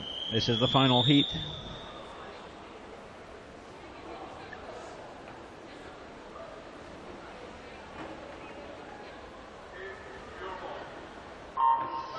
Lane 1, Jamie Waller, 2 Craig Barnes, 3 Ross Leslie, 4 Craig McLean, 5 is Ross Hughes, 6 is Cameron Finlayson, 7 is Cameron Muir, and 8 is Angus Barr. Craig McLean looking the stronger of the fly swimmers, only just, but coming up on top on the backstroke. So this is going to be really tight as they approach the halfway mark. Craig McLean leading on the touch as well, 26-2. A really strong turn there. He's really brought himself up ahead of the rest of the field. The battle for second place is on though, and I think the battle for second is just being led by Cameron Finlays. So Craig McLean straight up on the freestyle. He's looking like he's going to command this one, but the medals are up for grabs now. It's an all-out charge towards the wall. We're going to have to use the scoreboard for this one, Charlie. Gray with a 57.85. Second is 59.99 to Ross Hughes, and third 1 minute point 3 to Ross Leslie. And that's just ahead of the first time. So they both, all the medals come from that heat, but just ahead of the previous heat winning time. So race confirmed there. Craig McLean winning Carnegie 57.84, Ross Hughes 59.99, and then Ross Leslie in third, 1 minute point 3. Phenomenal improvements again.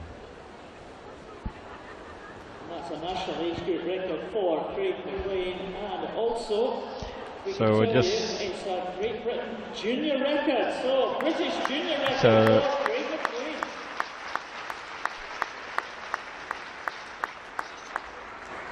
British junior record that for Craig and McLean. Absolutely fabulous. Our first British junior record of the weekend. Absolutely fabulous.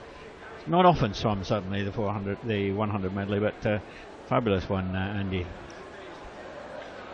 Yeah, you're right. It isn't often raced because of short course racing, but when it is, if it's a race like that, then we welcome it with open arms. We're going to round out today's session with some presentations. So we're just going to let the presentation staff just round up the swimmers, and as they do that, we will reflect on this afternoon's incredible racing, Charlie, which has been just outstanding, hasn't it? It has indeed, and you almost scrap the times that we are seeing and the entry times, but it's hugely also about racing. The learning about racing in this short course environment, and all these turns and finishes and starts are so important. So we're just about to have the first of these presentations for the 14 and 15-year-olds. Sophie Smith, and for the boys, Craig McLean, Ross Hughes and Ross Leslie. Make your way straight away, please, for your presentations, which happen right now.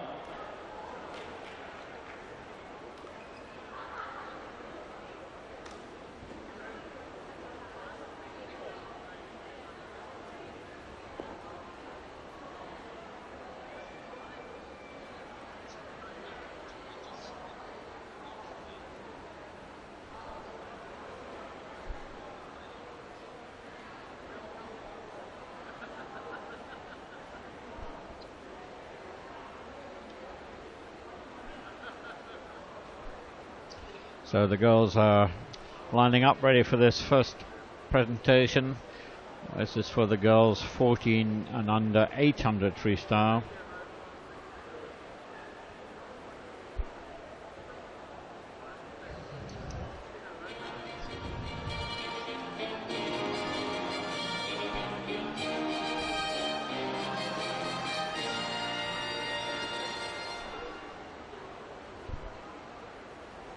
Please welcome the medalists for the girls 14 and under 800 meters freestyle. And the girls 800 freestyle.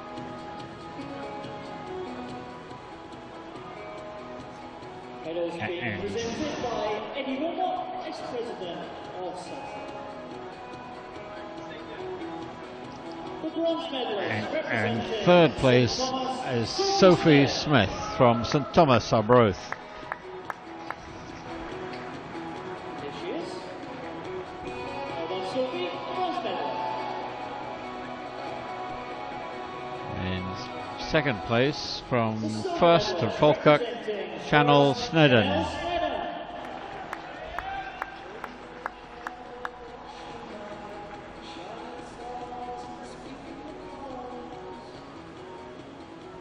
And a gold medal, Carissa Amijo of City of Sunderland.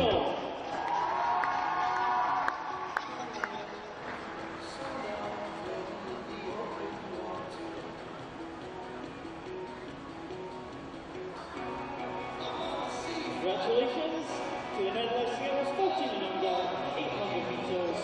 And now we're moving to the 15 and under boys, which was for the 100 meters individual medley. Please welcome the medalists for the boys 15 years and under 100 meters individual medley.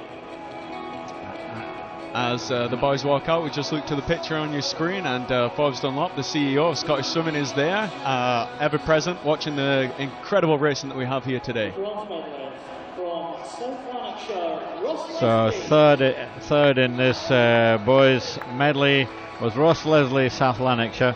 Second there to Ross Hughes of North Ayrshire. And then the new British junior record holder for this event is Craig McLean from Carnegie. So just Craig McLean getting his medal now. In the middle there, Craig McLean. From Carnegie, Craig McLean. Take it.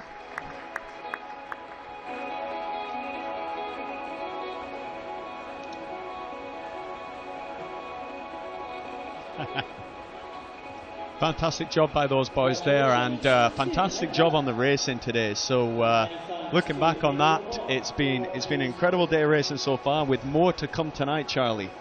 Yes, I mean, we know that one or two of the swimmers this morning, especially took their foot off the pedal, if you like, over the last 20 metres or 50 metres, and we don't know really what's going to happen, but we do know that the general background is so fast that it could be very, very interesting and exciting for us all. So I know that I'm excited, Charlie's excited, and we're going to finish up here for this session. We'd love to welcome you back later on, and thank you for joining us just now. And the finals will start at 5:30, so hopefully we'll see you then. Bye-bye.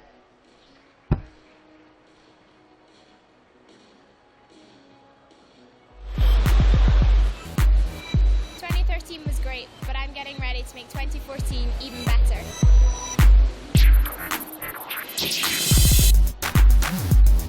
It'll be a great night just to catch up, relax, and as a swimmer actually get to dress up and look normal.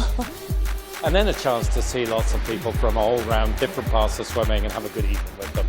The awards ceremony was fantastic, with the most people turned out ever, so years to come it's just going to get bigger and bigger.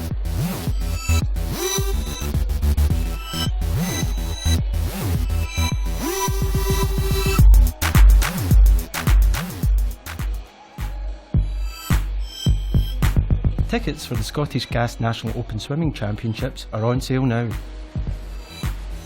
The wait is over. Buy your tickets at ticketmaster.co.uk/Scottish Swimming or phone 08 444 999 990.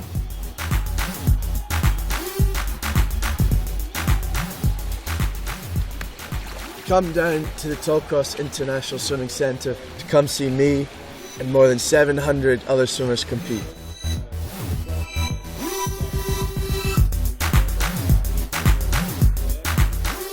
The Scottish Gas National Open Swimming Championships, Tollcross International Swimming Centre, 3rd to the 6th of April 2014.